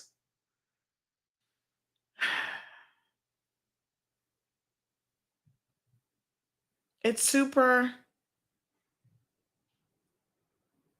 It's just, it's really, really unfortunate, to be honest, that this has happened. But the plea today, we can't undo what has happened, but I think there's a couple of things that are surprising about this situation. Whilst this investigation is ongoing, like I said, I need to look at Cayman law, but in other jurisdictions, anything that happens to a police dog, that's like an officer. That's an investigation into a very serious incident. You're suspended from work. That's not what's happening here, right? They put sufficient resources into conducting a proper investigation. We need some answers as to why people within the RCIPS would have known that the dogs were in danger and would have received complaints, and they just shrugged it off, did nothing about it, and apparently didn't seem to really care all that much. This is alarming. You know how officers have, officer number 452, whatever? The dogs have an officer number as well. So they are, for all intents and purposes, a police officer. I'm hearing that some of the other dogs who are left are exhibiting signs of immense stress, that they're jittery, like crack addicts. And that is an indication that a dog is under some sort of mental and physical stress that they should not be under. Commissioner Derek Baines, I'm trying to remember if I have the right name. Derek Burns or Baines? What? Burns. Oh, Lord. Let me look him up now. Please, I am begging you this morning that you need to take this situation extremely, Derek Burns. Yes. You need to take, Derek Burns, you need to take this situation extremely seriously. Do not allow another dog to die on your watch. We have 3 dogs left. Inca, who's 4 years old. She's the one that goes to like the schools and does those types of programs. We have Athena, who's also a general purpose dog, 4 years old, will soon be 5. Shadow, who's also a general purpose dog, is coming into retirement, 7 years old, and is going to be 8, I think, later this year. This is deplorable. What happened? All right, you're carrying out your investigation. I know they're going to say, we're not going to make any statement. In fact, the RCIPS has said nothing about the dog whatsoever. Kevin, am I right? I know that you popped back out of the show, but they were not the ones who said that the dog died. It was media that got a hold of the story.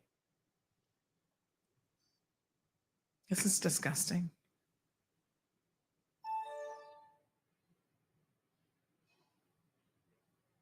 I don't know. It seems like until we bring these things to the forefront, right?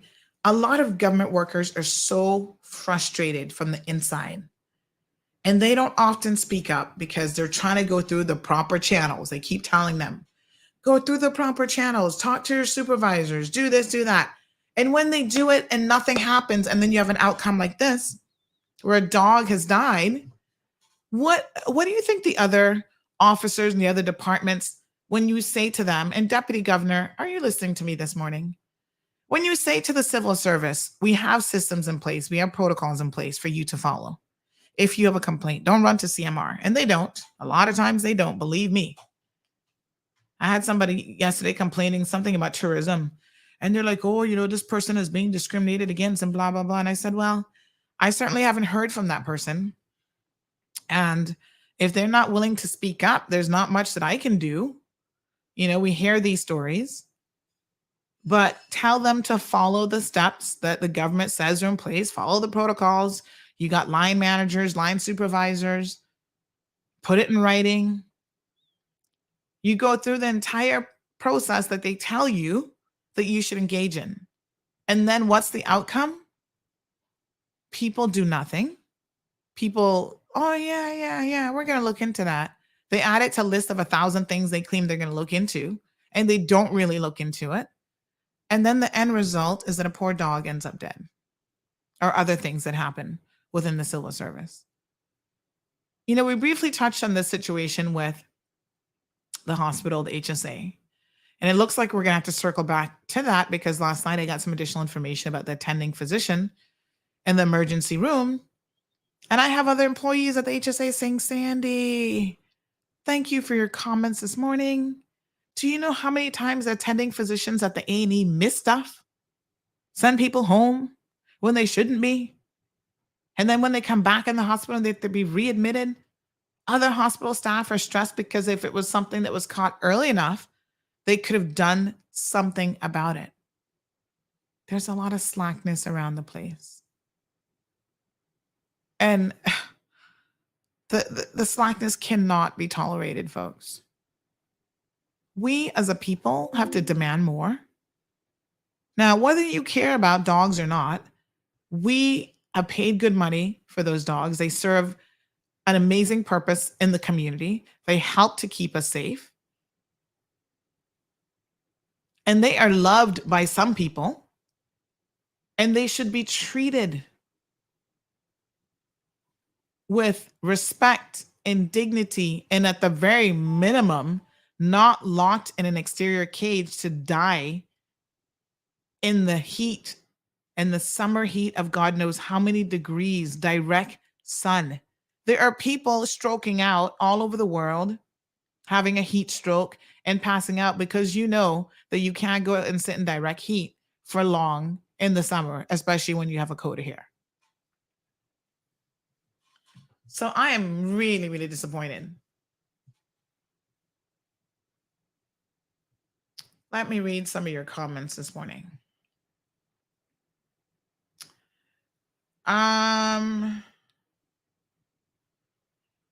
So Ruby says, did the police here wear body cams? Nope.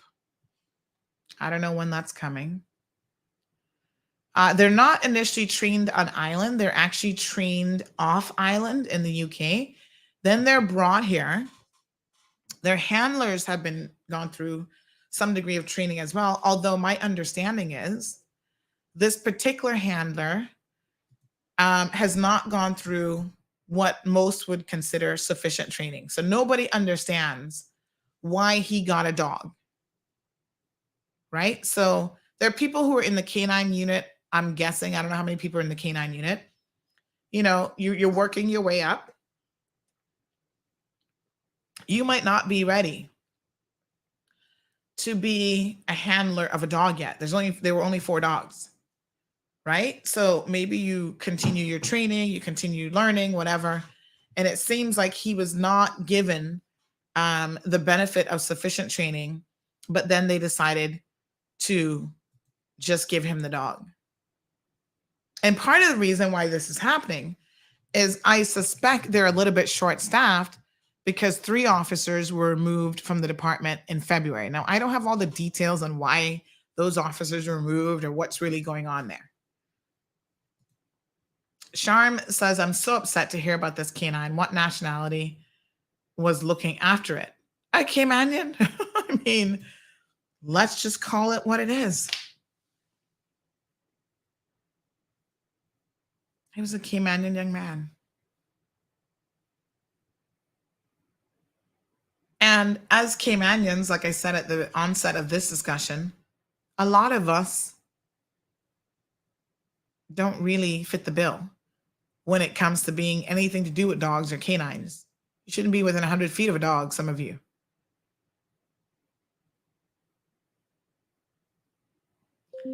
So Darlene says certain nationality are not animal lovers, and this is nothing for them.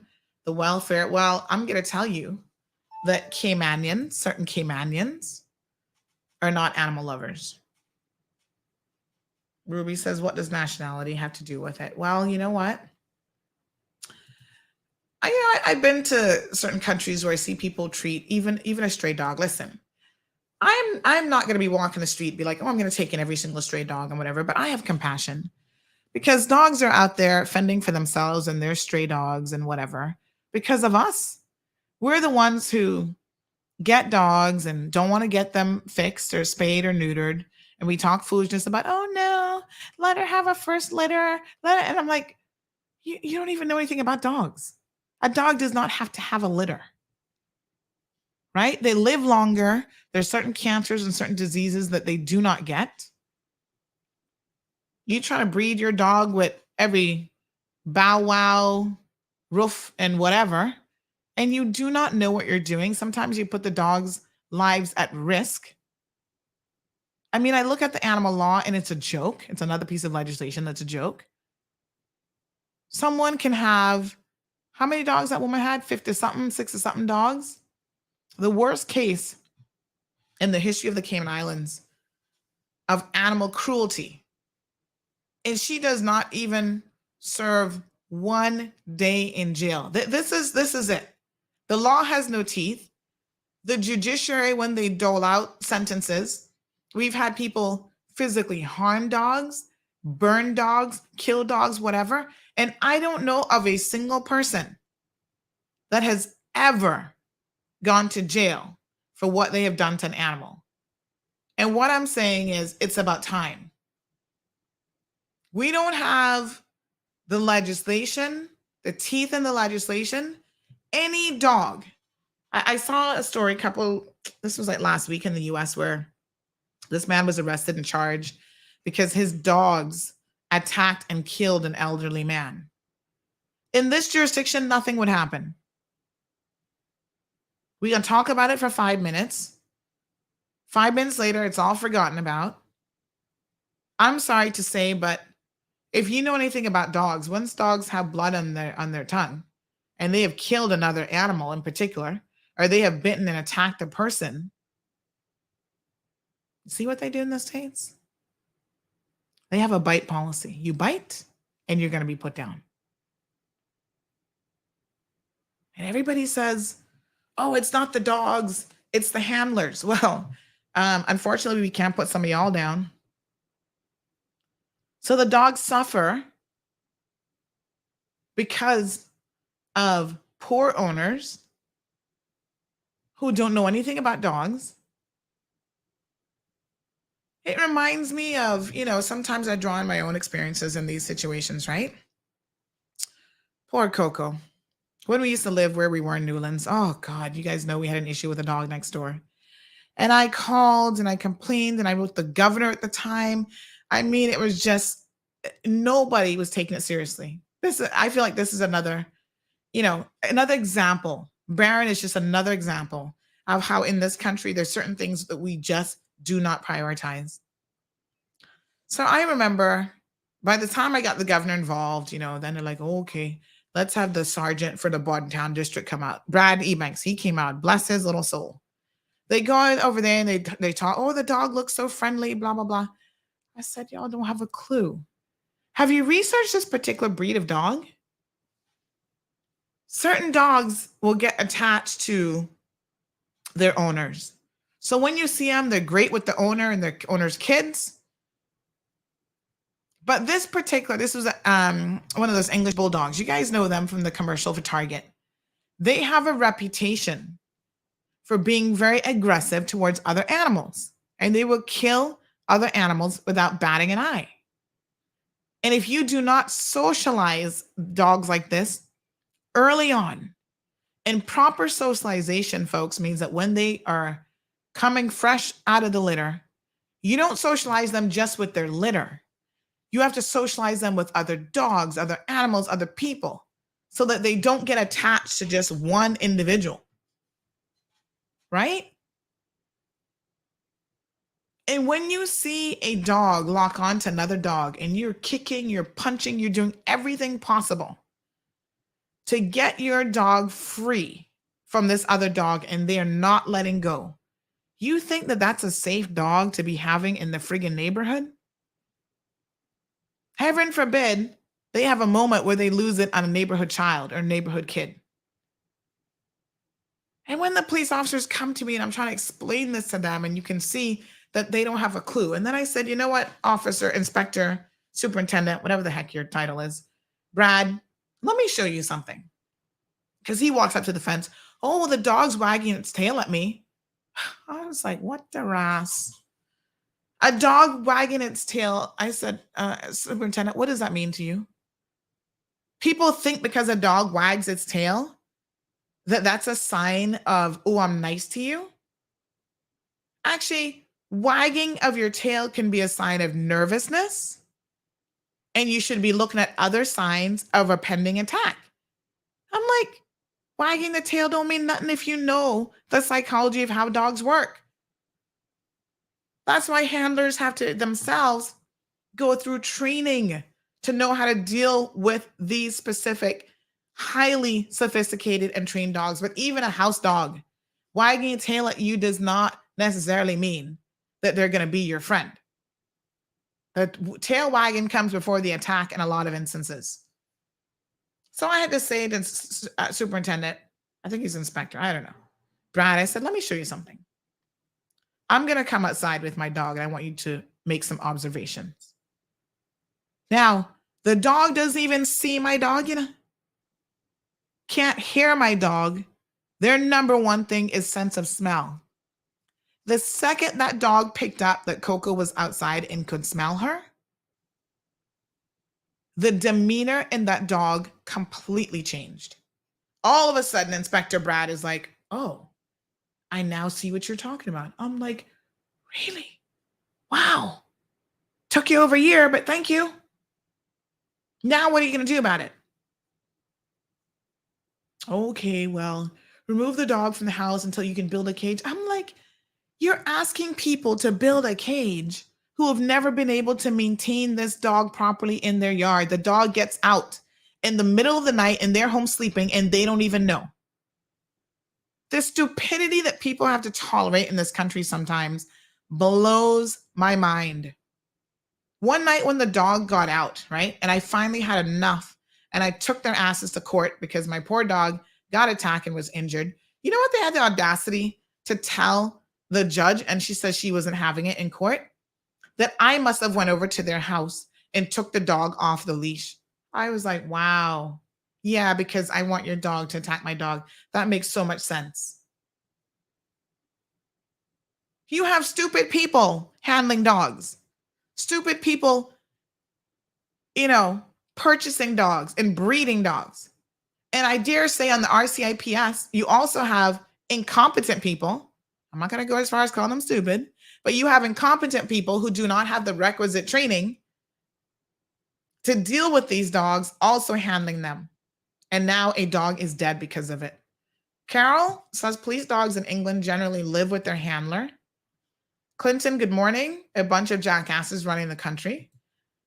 Well, let's stay very, very focused here. You can say jackasses are always running the country, but I'm talking about something very, very specific to deal with the RCIPS.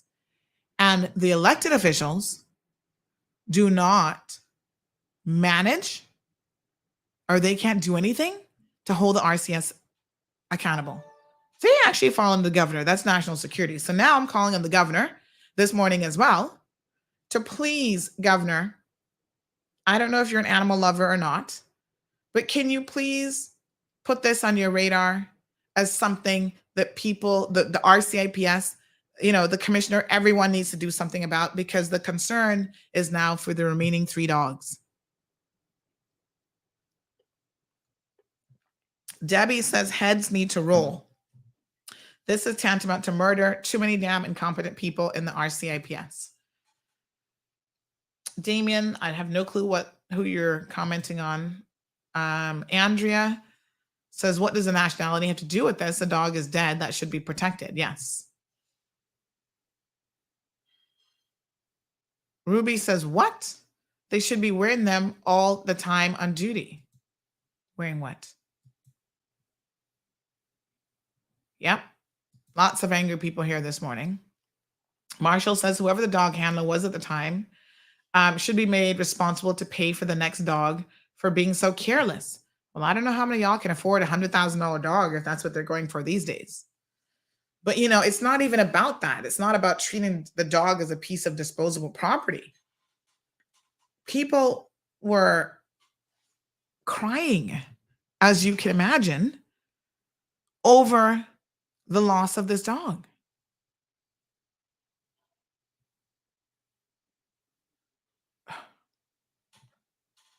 That's the truth.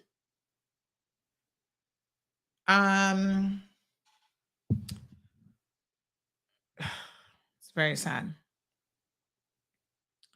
Jonathan says they need to stop using those German Shepherds. Their coat is too thick. They should start using some Chihuahuas. Well, first of all, the breed of dogs that are used, let me see if I can recall. They're not German Shepherds. They are something else. But this has nothing to do with the thickness of the dog's fur. So this one is a Dutch herder. I believe this is actually Baron. So I think Baron is a Dutch herder, I believe. So they're different types of dogs, but they're listen, you can't, and I've seen some smaller breeds used for certain types of things. And, the bottom line is dogs are chosen, the breed of dog is chosen for a particular reason. So when you have officers who are going out there, putting their lives on the line, doing, drug interceptions and whatever, a Chihuahua is going to offer no protection to that officer. And we have seen a Chihuahua might be able to sniff something out, but that's not why these dogs are brought in exactly. I mean, they're doing that. That's part of their role, but they also offer a degree of protection. And we've seen right here in the Cayman Islands where the dogs have had to subdue people who are either coming at them or somebody else, an officer with a knife or gun or whatever, and the dogs have to be prepared to put their life on the line, which they do all the time. So I hate to tell you, but a Chihuahua isn't going to be able to help you much there, Jonathan. Samoya says the officer responsible should be held accountable by having to repay the value of the dog. All right, that's fine. Repay the value of the dog. But what I'm saying to you now here, folks, is this officer should be placed on administrative leave. He'll still get paid. He shouldn't be handling any other dogs. We need to look at reasons why this happened. The alarm bell has been raised for the past 8 months. Why was nobody paying attention? Why is this officer a handler when he has not had sufficient training? Can you blame him for this when it's his supervisors that are putting him in the position of not being adequately trained? That's the RCIPS's job. They have a job, the management, to make sure that officers are properly trained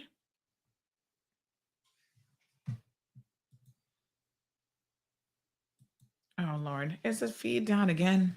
Ugh. Oh, Lord. I can't take the radio feed just, All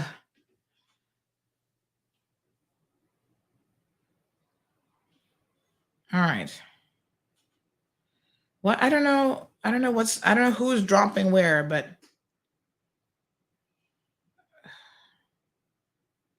I mean, I'm assuming it's on my end, but now, oh, it's not me at all. It's Logic, but it's been happening since last week. Logic.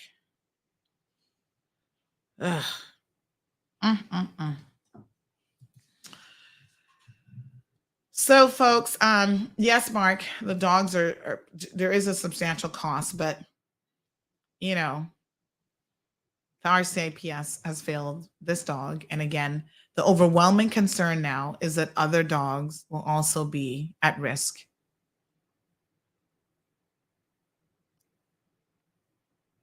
So, Martina, I did say that the RCIPS has not even, they've not even notified us about, you know,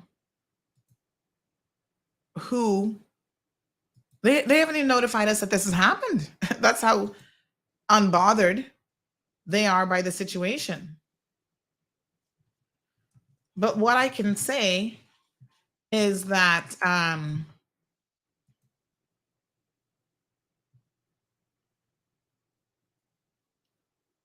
we know who it is because we did some digging. And I'm not trying to make Timothy, and his name is Tim McLaughlin, I'm not trying to make him feel bad, but you made some poor choices. At the very least, you were negligent. And there has to be consequences for that, even if it means that you're removed from the K-9 unit. But yes, I'm being told that the head of the K-9 unit is uncomfortable around some of the dogs. How the hell you can be head of the K-9 unit and not able to properly gain the respect and assert yourself around pack animals? Then maybe you're just in the wrong area. You know what I'm saying? These dogs have to be respected, yes. And things can happen with these dogs. You know, even your little house dog, as sweet as they want to be, they can bite you and things can happen. And you need to know that you can take control of the situation. And if you cannot take control of the situation, folks, that is when you shouldn't be around the dogs. The same thing I said about my neighbors. I was shocked and flabbergasted when the animal control people decided to return the dogs.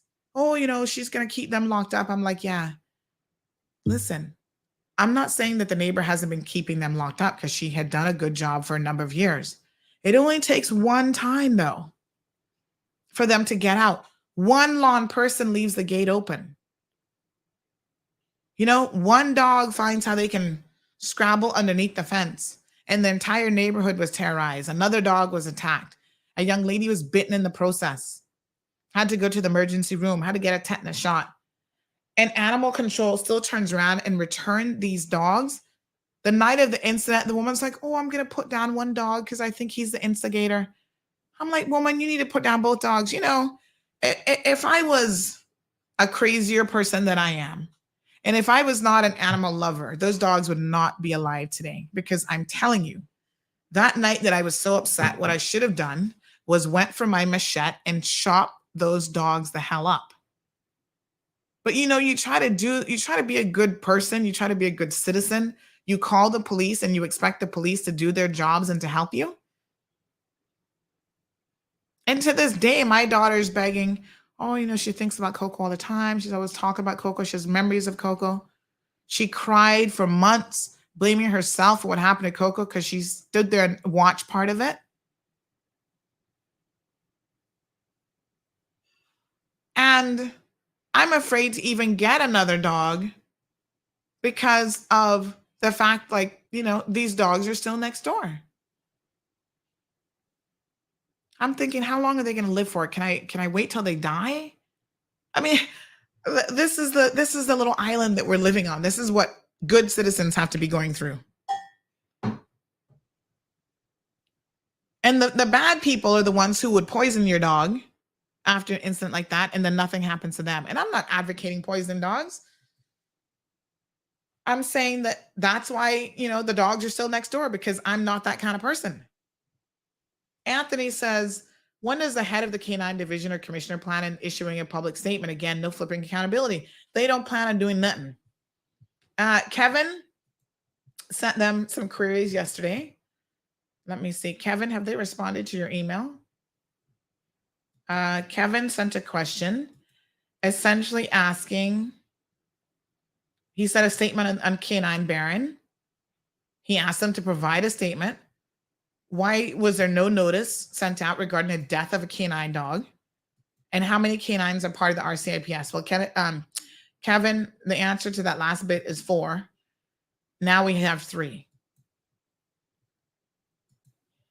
And they didn't prepare a statement because, quite frankly, I don't believe that most of them give a damn. Denver says a canine dog should not even be kept in a cage. I don't know why they have this exterior cage. I don't know if it's, I don't understand that part of it at all. When they're transported, they sit in the vehicle, presumably in the back. Damien says that's dog slaughter, charges for negligence. The animal is an officer.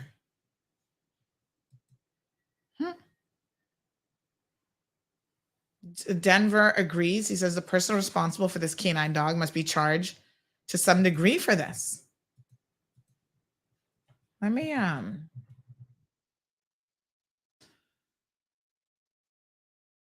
tell you how a lot of times this happens. Like I said, canine dogs, there's a burial protocol. Again, I don't know if K-Man has this or not.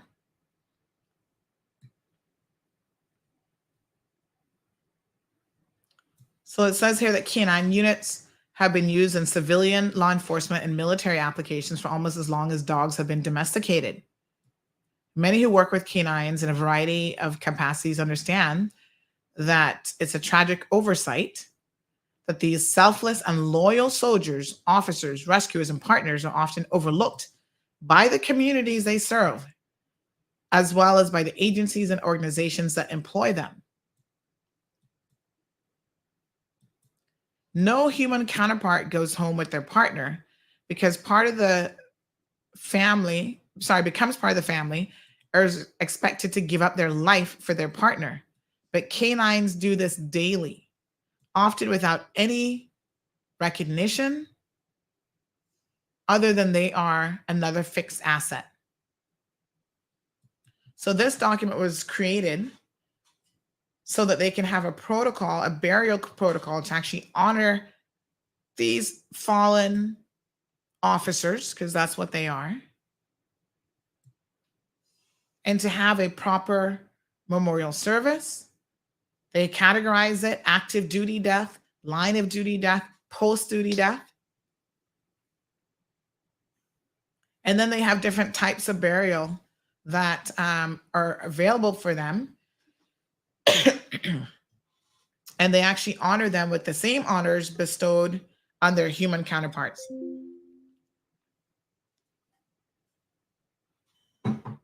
This is how other places in the world do it.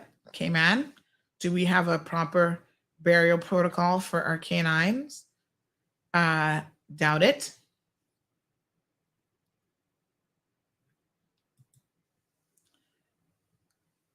This isn't unique. Just the other day in Columbia County, Florida, canine Drago died after suffering a heat-related injury during a training exercise. And he had served with the sheriff's office since 2017. So they were in a training exercise when Drago suffered a heat-related injury and was immediately taken to a vet for treatment, but unfortunately, he did not survive.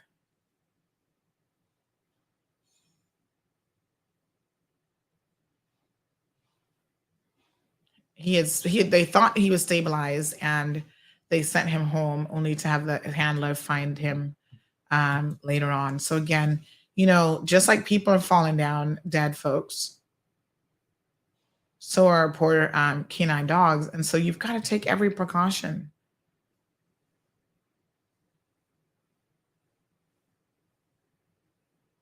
I don't understand how it happened, to be quite frank. Cameron says, disgusting and sad as it is, I don't expect any better from the RCIPS. Well, I expect better. I demand better. And I'm demanding a real investigation, not some Inspector Gadget foolishness where you put some little Keystone cop on it. They need to look at the history of complaints that have been received about the K-9 unit. The concerns, the alarm was raised a long time ago. Miss Darlene says this is a painful case. It is painful, especially when it was preventable. Luis says, police don't even care about the citizens, much less the dog. You should see how they tie up the boys. They rest on the ground like iguanas. Oh,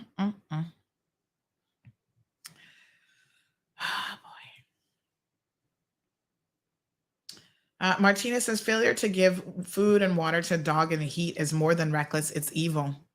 Well, I think the law might have been crossed. I mean, there is such a thing as negligence being enough for a criminal charge. Now, let's be very honest. I don't know who Timothy McLaughlin is. He seems like I'm sure he's a really nice young man and he's trying to have a career in the police force. So I'm not about trying to cut him off at the knees. But what I'm saying, once again, if he's not equipped to handle the situation, he wasn't equipped to be a dog handler. He shouldn't have been a dog handler. And that lies squarely on the shoulder of his supervisors. So he needs to be removed from the K-9 unit. And then his supervisors are the ones who should really be having the burden of this on their shoulders. Everton says this could never happen in the US to a regular dog, much less a K-9 dog. They take such good care of their animals, just like they're part of the family. Well, it does happen even in the US. I've seen instances of it happening. So it does happen. And again, it really comes down to recklessness, carelessness, slackness, whatever you want to call it. Dean, good morning. So good to see you. I think the radio feed is back up, folks. We're having some intermittent issues because of internet. Less dogs in the unit, more contraband coming in to the island. Great plan, says Dean. Irvelin says someone should be held responsible.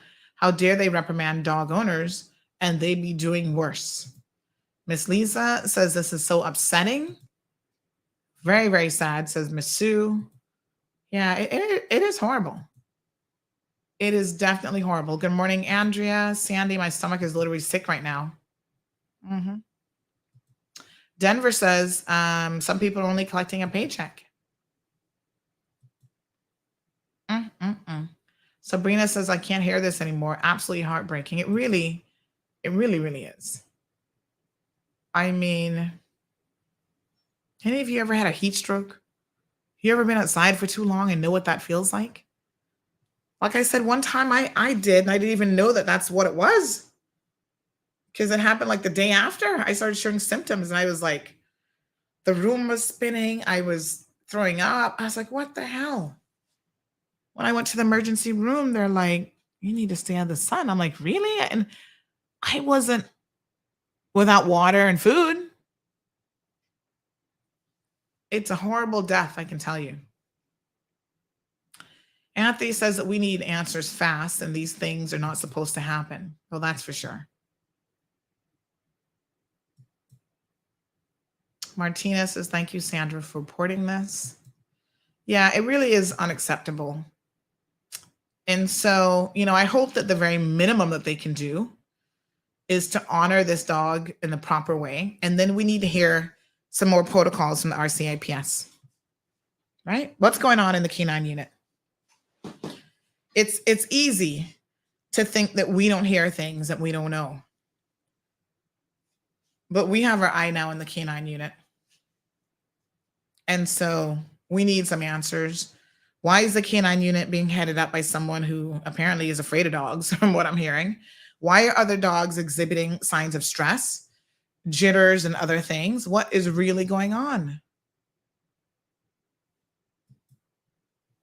Do not wait for something else to happen to another member of the K-9 unit before you all say, ooh, yeah, we got a problem. We got something going on here.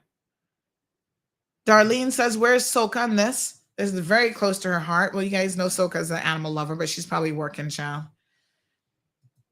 Anthony says, give this RCIPS a call now, hashtag animal cruelty. Can I tell y'all something? Ooh, I got a tongue wagging the other day. Remember when the child went missing and I called because we were calling the station. Nobody was answering the phone in the BRAC. We're calling this one, we're calling that one. So the RCIPS PR person sent me a scathing email about how I got a hold of Inspector Brad, or what's his name? Inspector, what the hell's his name again? Inspector, hold on, let me see now. I can't remember his name. What was his name? Kurt Walton, Deputy Commissioner, and how he didn't know that he was on radio. Child, I just bit my tongue when I saw her email.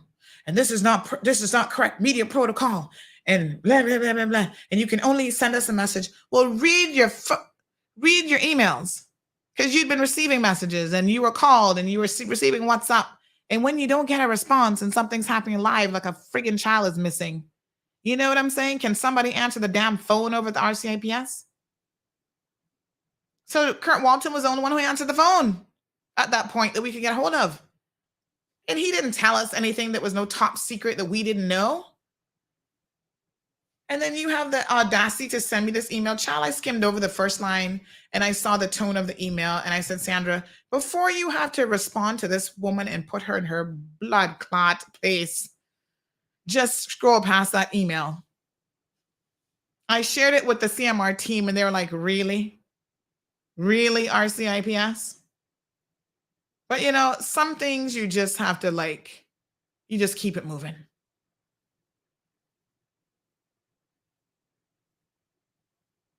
And I said to her, does all of K-9 not know by now that if I call you between 7:30 and 10 o'clock in the morning, Monday to Friday, I'm live on a damn show? I assume the police knew that. Do they not know this?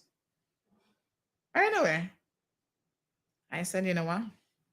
I'm not going to take her on because God knows. I don't want to get no phone call that you're going to get arrested for cussing somebody out. So we just leave it right now.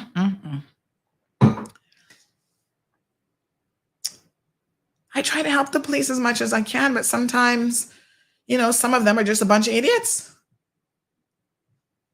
And we have to call them out. You know, I get that there are a lot of good officers who are trying their best. And they're the ones who always stop me in the street and say, Sandy, thank you. Thank you for what you do. You have no idea what they have to be putting up with. Debbie says, why do you need training to know how to give a dog water in the heat? This is just common sense. Well, you don't need training for that. That's the most egregious part, Debbie, is common sense. And so what happened? Why was this dog left and for how long? And, you know, we have a lot of questions. Ms. Darlene agrees. She says, Sandy, training or no training, it's only common sense how to take care of animals. Well, you know, common sense not so common.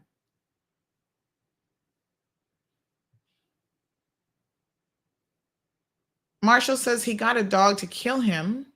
That's why he wanted a dog. He has no proper training to handle a dog.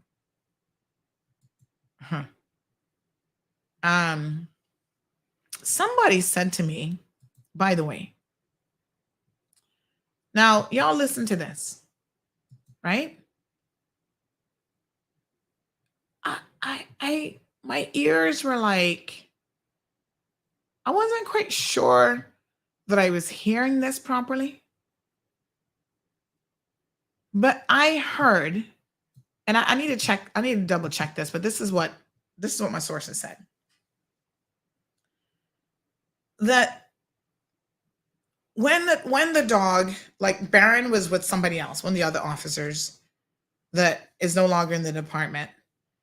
And so the head of this unit, who is not comfortable with Barron, like I said, Barron's only 5 years old, his suggestion was, oh, we can just put the dog down. I said, what did you just say to me? I said, put a dog down because the human handler is an idiot or isn't properly equipped to deal with a dog. I said, why would you put a dog down? There's nothing wrong with the dog.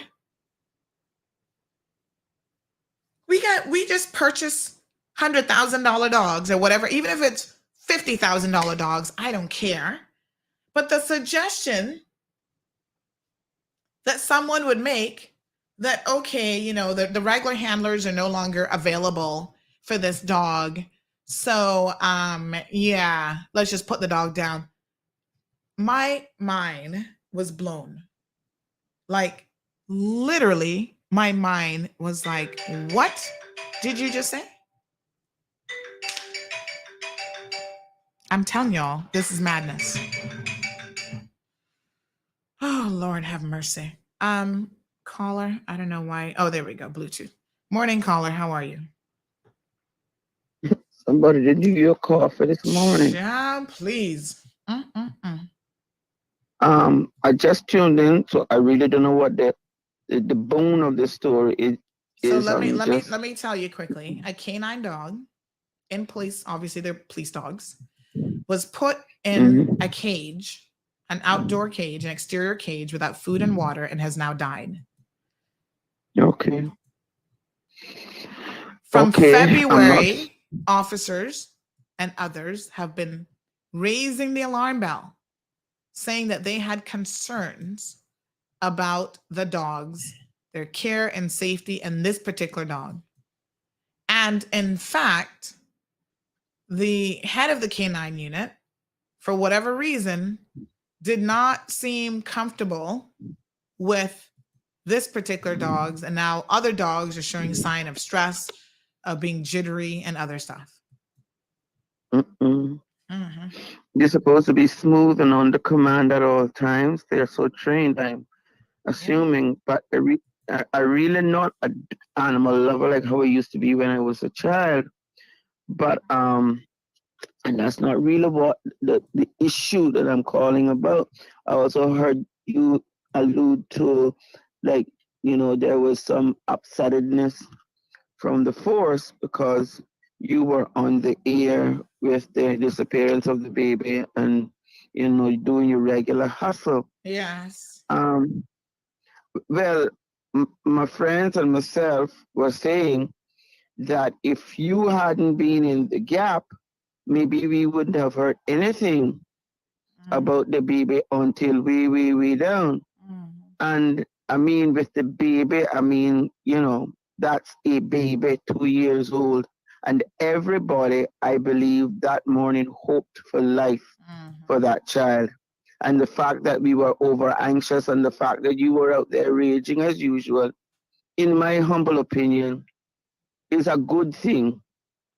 You know, from the perspective of the professionals, law enforcement, I really don't know what it is. But in my mind, as a mother and a grandmother and a Caymanian and a woman and a human being, the fact that alarm bells were going off sounded good to me, because I am sure that that young baby had a mother, has a mother, father, grandmother. But in fact, I think the grandmother was heard on your station.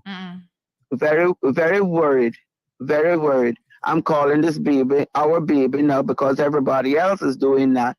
But you know, we something about that. Just you did the right thing, in my humble opinion. Just keeping in touch with the situation. And really, I am sorry if we, the people, got in, you know, in the front of the force doing that and stepped on their toes. But really, it felt good to my heart to know that we were all concerned as number one, as we should all be, as humanity and as parents in this country, and that we had some platform that seemed to be reaching out and seemed to be doing something for the safe return of this child. Of course, we know by now that it didn't turn out that way. But I'm not offended, and I would ask the police, not to be so offended or tell us why, that we need to calm down when you're on the case, and, you know, let us know why, because I think it was a job well done for humanity. And I thank you for it. Like, I thank you privately. Now I'm thanking you publicly. I appreciate And don't make them rile you up so much. No, child, because I might have to take 2 of my blood pressure tablets. And get a cup of coffee. But I hear that rises your blood pressure too. But thank you very much, and I hope the police understand that me as a consumer of your platform, I was very glad, because all I was thinking about the baby. Yes, exactly. The baby. And we wanted to see how we could help. You know, like the regiment didn't even know. The regiment had people on the ground in the BRAC who could be helping. You know, and they didn't even know that this was going on. So I don't know what kind of communication. I don't know what kind of communication going on between these agencies, because even within their own ranks, they sometimes don't have a clue. But that's not my concern, and that's not my business. So I don't go out there trying to purposely offend anybody. Let me be very, very clear here. But if I offend you in the process of doing my job on behalf of the people, then you have to understand that Sandra Teresa Hill, that's my name, doesn't really give a damn. And I make it very painstakingly clear. I do not care if from an official capacity you are offended. If it is something that concerns the people, and least of all a child. I mean, you don't know how insulted I was when I saw her email. And the best thing I could do, it was just send her a 1-line response saying, oh, I thought everybody knew from 7:30 to 10:30 I'm on air. So if I call you, assume that I'm calling you on air. Right? And that's the most that I could say to her. Well, you need to give them their Miranda rights. That was the most I could say to her without the conversation going in a different direction. Because for her not to understand, even in that moment, how upset I was about what had happened to this poor little child and how frantic I was feeling about the situation, thinking that could have been my child, that could have been your granddaughter, any of that is our child, as you have said. We need justice for that baby, right? Or at that point, we were just trying to find her for that baby, exactly, safe and sound, with a 5-minute window to save her life. That was my only thought. And to hell with police protocol. I don't give a damn. They throw protocol out the window themselves when they are trying to do certain things. And trust me, I have seen police officers get on the stand in a court of law and lie through their mouths and are never held accountable because they're trying to catch a thief. They're trying to do this. They're trying to get somebody with, okay. Well, since y'all not too concerned about certain other protocols, you can understand why in certain instances, CMR are not going to be bothered. And it's not like we didn't try the other ones. I did WhatsApp her. I did send an email. I was calling everybody. And nobody was responding. Nobody was answering, including they her. themselves might have been busy. They themselves might have been busy, but, you know, they themselves might have been out walking with a stick, pulling bush, or you just, you know, listen, I wouldn't say that. I wouldn't say that they weren't, but, you know. Listen, I sent her. Your phone, carry your phone, leave somebody in the office. Let me tell you how ridiculous they are. At 7:46 a.m., I said to her, morning, missing child and came a brat, ? You know when she responded to me? 9:22. By then, we already knew. Found her by then. Right. And she talking about they conducting a search. I'm like, by then, we already knew the child had been found deceased. And I must sit down and wait on you all with your slackness to give me answers when it comes to a poor child? They must be crazy. No, you were just one more person searching. That's how I look at that, really. And you know, that's okay when a child is missing to search. My dear. Yes, thank you very much. Thank you, honey. Bye-bye. All right. Yeah, child, I can't make my pressure up here this morning. Another listener says it's so sad. That's the reason I love dogs and trust them more than humans. Humans deceive you all the time. If they were loyal and loved like dogs, the world would be such an awesome place. Sleep in peace, poor doggy. Hope your handler is properly dealt with, and hope the next one he gets takes your revenge on his wicked ass. So, you know, yes. Someone said that I heard the governor give those handlers special money to keep these dogs, such as AC for their homes and all sorts of things with special perks. In the US, a police dog gets a state funeral. Well, let's hope so. Let's really hope so. A lot of cases, police dogs are higher ranked than their handlers, says one person. Another person says, oh, we got quite a few things here. Let me see now. This photo was provided by the RCIPS at a press release in 2019, left as Baron and his handler. And that's what happened is on the left. Yeah. Oh, he's so pretty. My goodness. I think that handler is no longer with Baron. In a press statement, it says that Constable Margaret Baldino and her police dog Baron are trained to track and apprehend suspects, search vehicles and premise for narcotics and firearms, and search for currency and locate items that have currently been discarded or hidden.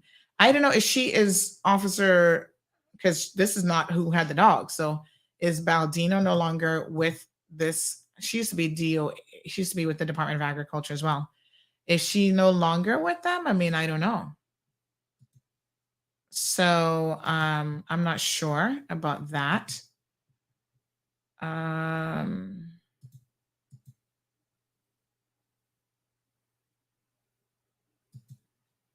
You know, it's great to have these little photo ops where you take a little picture and whatever, but it's more than that. So Maggie Baldino, who is an animal lover, and I've had some dealings with her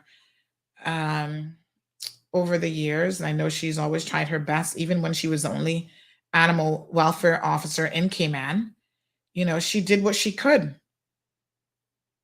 But I tell you, in this country, we are not prioritizing the welfare of our animals at all.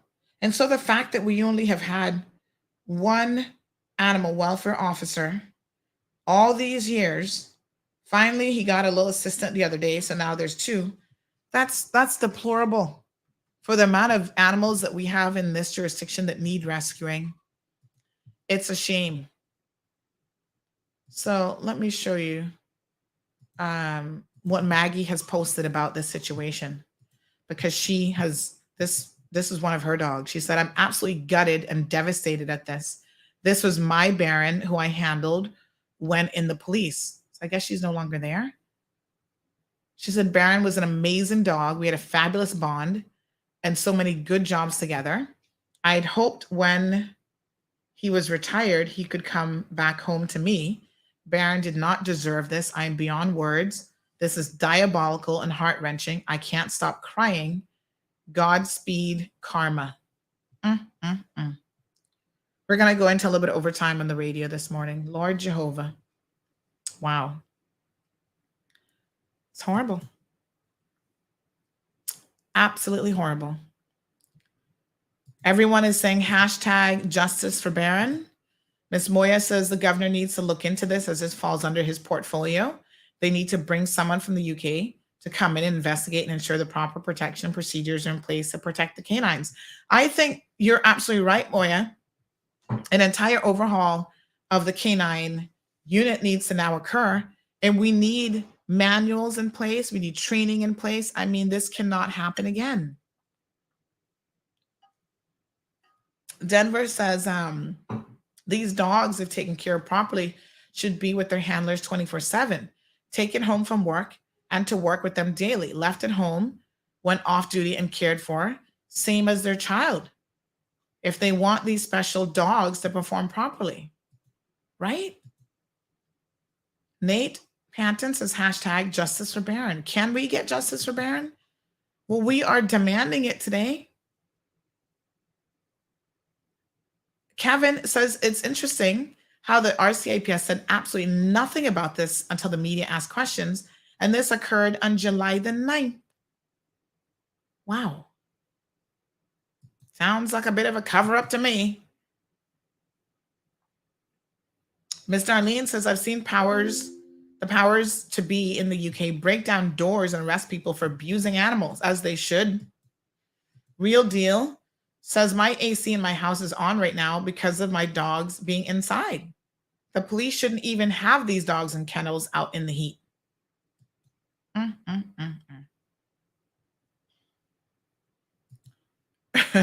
Anthony says, Commissioner Hill. Oh, Lord Jesus. No, no, no, no. Cameron says, Sandy for commissioner. No, I don't want that job. It's like when people say to me, oh, you should run for politics. I said, stop the nonsense now. We got enough people vying for a political seat. 90% of them shouldn't be. But anyway, I digress. Who is going to help to keep these people accountable? Right? Sometimes you are right where you're supposed to be. Not sometimes, you are right where you're supposed to be. Because you go and jump in with the vagabonds of politicians and you become part of the problem. Who you think holding them accountable? Oh, honey child, if I could only tell y'all what came to my attention yesterday. Oh, certain things I keep under wrap. I know y'all think, oh, Sandy be telling us everything. But there's certain things, folks, that I'm going to keep really close until the time is right. Caller, good morning again. Can you hear us? Yeah. I told you sorry. to behave yourself. Yeah. I told you to behave yourself. Oh, Lord. I got 19 who stand, quote unquote, stand on guard for me. I don't know about you. Oh, leave them alone. 19. Oh, Jesus.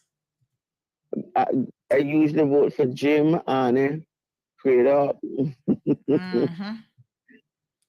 I don't know, boy. I say behave yourself. You really go board this morning. Trust me, and I got a hair appointment after the show today, so I can't stay on too late. Thank you, honey. Miss Maggie, so sad that your Baron was lost, and this dog was beloved by a lot of people. So we really, are touched by this. I don't know.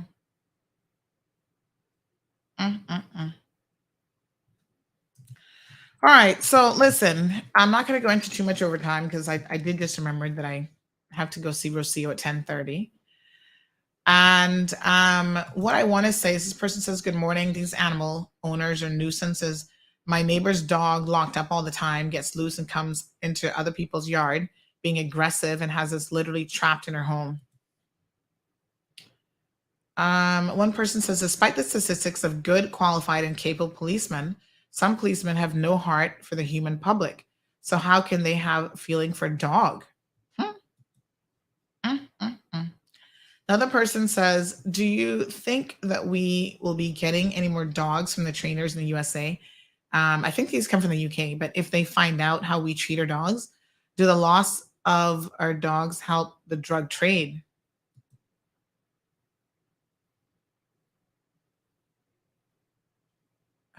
What a mess.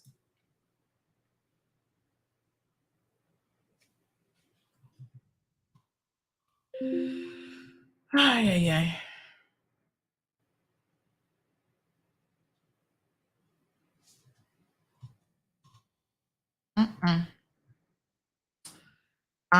Yeah, some people expressing that they're very, very upset. Some of the words I can't say on radio channel. Another person says, how a society treats the elderly, the very young, and their animals is a direct reflection of the wide character within that society. Thinking about it, when have you ever seen an RCIPS K-9 in action? You see the customs one. Well, I mean, to be fair to them, I suppose that they're carrying out, when you say see them in action, a lot of times you don't see the police in action because, they're carrying out early morning raids and whatever, this sort of thing. So who knows? But yes, I mean, they do what they do in sort of a stealth manner, which is fine if they're doing a good job, right? All right, so listen. Tomorrow's show, hopefully we're not going to have any tech issues. We're going to be on top of it. I'm trying to find out, did Maggie leave the force? We have more questions and answers for sure. So we're going to try to get some more answers here. We do have another caller joining the program. Caller, give me 1 second. Let me just unmute that button. Good morning, caller. Good morning, Sunday. How are you, dear my dear? listeners? Yes, thank you, Not sir. too bad. You know, I had some experience with those dogs. Was in another life, I was an air conditioning technician, and I used to do the AC for the police vehicles. And the K-9 unit was one of those that was always air conditioned. And I was talking to one of the officers. This is one of the officers. He wasn't from Cayman. He was a foreign officer. You know what he told me? He said, then, remember this is over 30 years ago. Okay? So he kept making him pin on anybody that's there now. Right. He said, you see those dogs, hey, their very teeth are rotten out, the dog's not taken care of. They started to get a little too close. Some of the higher ups, this is exactly what we told me. Some of the higher ups, drugs, and they just left the dog and didn't treat them good. Well, I don't know if they had to put them down or what they had to do with them. And he said he could not believe how the situation was, that he was a dog handler himself. And he had the dog, he had one of the dogs, and that's why I was working with his vehicle right then. We were talking about the police dog. And you know, it was something about the dogs. This one had died, or this one had dropped out, or I couldn't do something with him because it was this and that. Remember, they had one time that came down here and it wasn't following commands, but I think that was what they brought it from the US, honestly. And they had to put that one down. But when the man told me that, I just stood up and almost froze in the spot. Wow. So that was, like I said, it's been over 30 years I haven't done auto air conditioning, right? So way back. It comes from way back. Not today. I just thought I would tell you that. Unbelievable. Wow. Thank you for sharing that. But I heard, I couldn't believe it either, but things like that do happen. Thank you. Good? Yeah, not good at all. Okay, bye-bye. Oh, K-Man. We need to do better. Dogs with rotten teeth, not getting proper rest, not getting proper nutrition, not being taken to the vet. What? Something wrong. But like he said, maybe there's something more afoot here. They don't want dogs that are too efficient and too effective. Because then, you know, they'd be catching more people. Wow. In places like Mexico, you know, these dogs are so important to the police that sometimes the drug lords take out a hit. I've seen them order a hit on these dogs, $100,000 for people who will kill a drug dog because they're the ones who help to find the millions of dollars of methamphetamine that they have hidden somewhere. No, man, we got to do better than this. This is not acceptable. As a so-called modern society, policing, you know, we give them all kind of money in their budget and whatever. Well, we'll give you all the money in the world, but we have certain expectations. The community expects certain things from the RCIPS. And Commissioner, like I said, I know you got ears and eyes out there who pay attention to the show. Premier, you're probably not gonna say nothing because unfortunately the police not under your responsibility, but somebody needs to issue a statement on this. We need to know what's going on. The public deserves to know. Justice, Barron deserves justice. Can y'all please look immediately? This is a matter of urgency. Look at the K-9 unit and find out what is going on with these dogs. Don't let the K-9 unit, just because it's the K-9 unit, be the forgotten about unit. Oh, you don't care, whatever. This is just as important as all the other cases that you're working. Right? These dogs deserve better. They're not disposable. And for the record, the gentleman who heads up that unit who suggested putting down Baron before this happened, it really does make me wonder if this wasn't a setup. I mean, I'm not normally a conspiracy theorist, but he wanted to put Baron down because he was uncomfortable with handling him. Sir, you can imagine. Do you have children? Do you have grandchildren? Somebody tells you, oh, I'm not comfortable handling a child, so let's just put the child down. That's the equivalent of what you're saying about this dog. Your comfort level has nothing to do with the dog's life. That should never have even been recommended. And if the RCIPS can find the evidence that he said that, and trust me, he said it, he should be removed from heading up the RCIPS unit. Who says such a thing? I'm saying a dog should be put down if it attacks someone or kills another dog or something like that. This dog has done nothing to deserve anyone wishing it ill.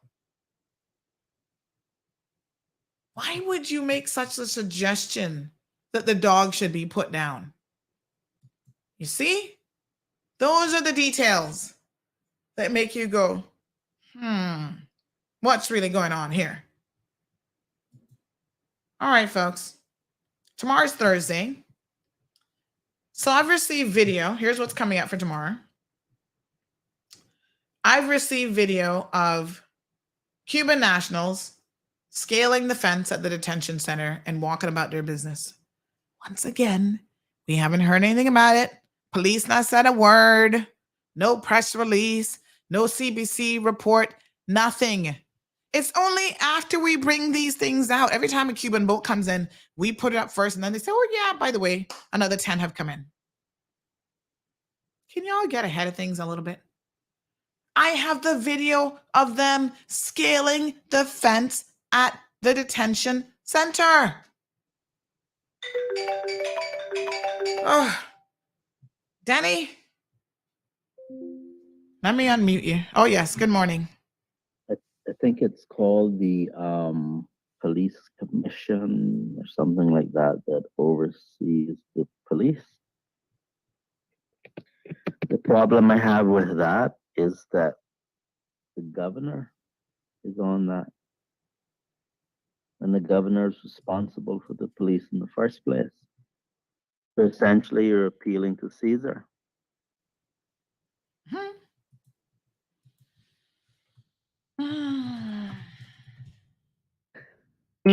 You have a good day.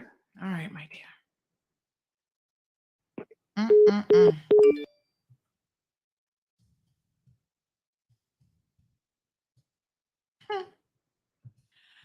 Ay. What a mess.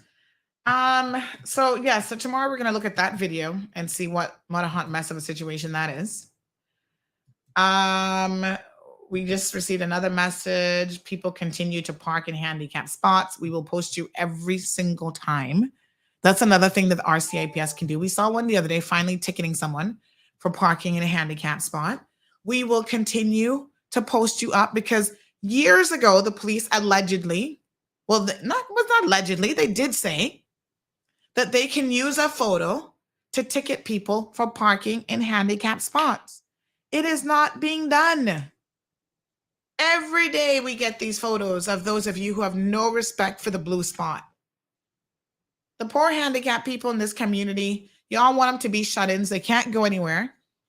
They go through the hassle of following the correct procedure, getting their stickers and everything for their vehicles. And you lazy, able-bodied individuals, go to the pharmacy, you park in a handicapped spot. Go to the grocery store, you park in a handicapped spot. And we post them all the time on social media. And you know what? I'm going to start mentioning them on the show as well. So this morning we have a Honda CR-V, older model vehicle, license plate number 101223. This person just looks like they can't park straight because half of the car is in the handicapped spot and the other half is in another spot. They just can't park. Do better. Do better. Okay? Seriously. We're going to start posting them up. Okay. Cayman defeats Turks and Caicos 1-0. The girls under 15 CONCACAF Championship. I think these are the young ladies who are playing in Tampa, Florida. So congratulations to them. Well done. Of course, we want our young people. This is at the Hillsborough County Tournament Sportsplex there in Tampa. So they beat Guyana yesterday, 3-1. Go Cayman girls, under 15. And now they have beat TCI, Turks and Caicos, 1-0. Good for them. All right. All right. So that's it. We'll play the Cuban video tomorrow. We'll talk about that. Maybe now we'll get a response from the powers that be. Cameron says, sounds like they're afraid of the dogs, that the dogs will do a better job than them. Marshall says, what an idiot. Only an idiot would say something like that. Yeah, it's very, very bizarre. Haley, good morning, says, sounds like they need better trained canine officers. Dogs will learn what they're taught. If the dogs are uneasy, it must be something the trainers are doing. Exactly. They better bring down Cesar Milan to help them. The dog whisperer. All right, folks. Y'all have a beautiful day. Sorry for the technical issues today. Hopefully, they can get them sorted out. Logic. I'll keep you guys posted. Have a beautiful day. We'll see you tomorrow morning at 7:30. Thank you for tuning in to another episode of The Cold Hard Truth on Bobo 89.1 FM. Cayman's #1 talk show is live weekdays from 7:30 a.m. Never miss an episode again. Watch anytime on CMR's Facebook and YouTube channels for the latest show episodes. Don't forget to follow us online on our social media channels and visit CaymanMarlRoad.com for all the latest news and community happenings.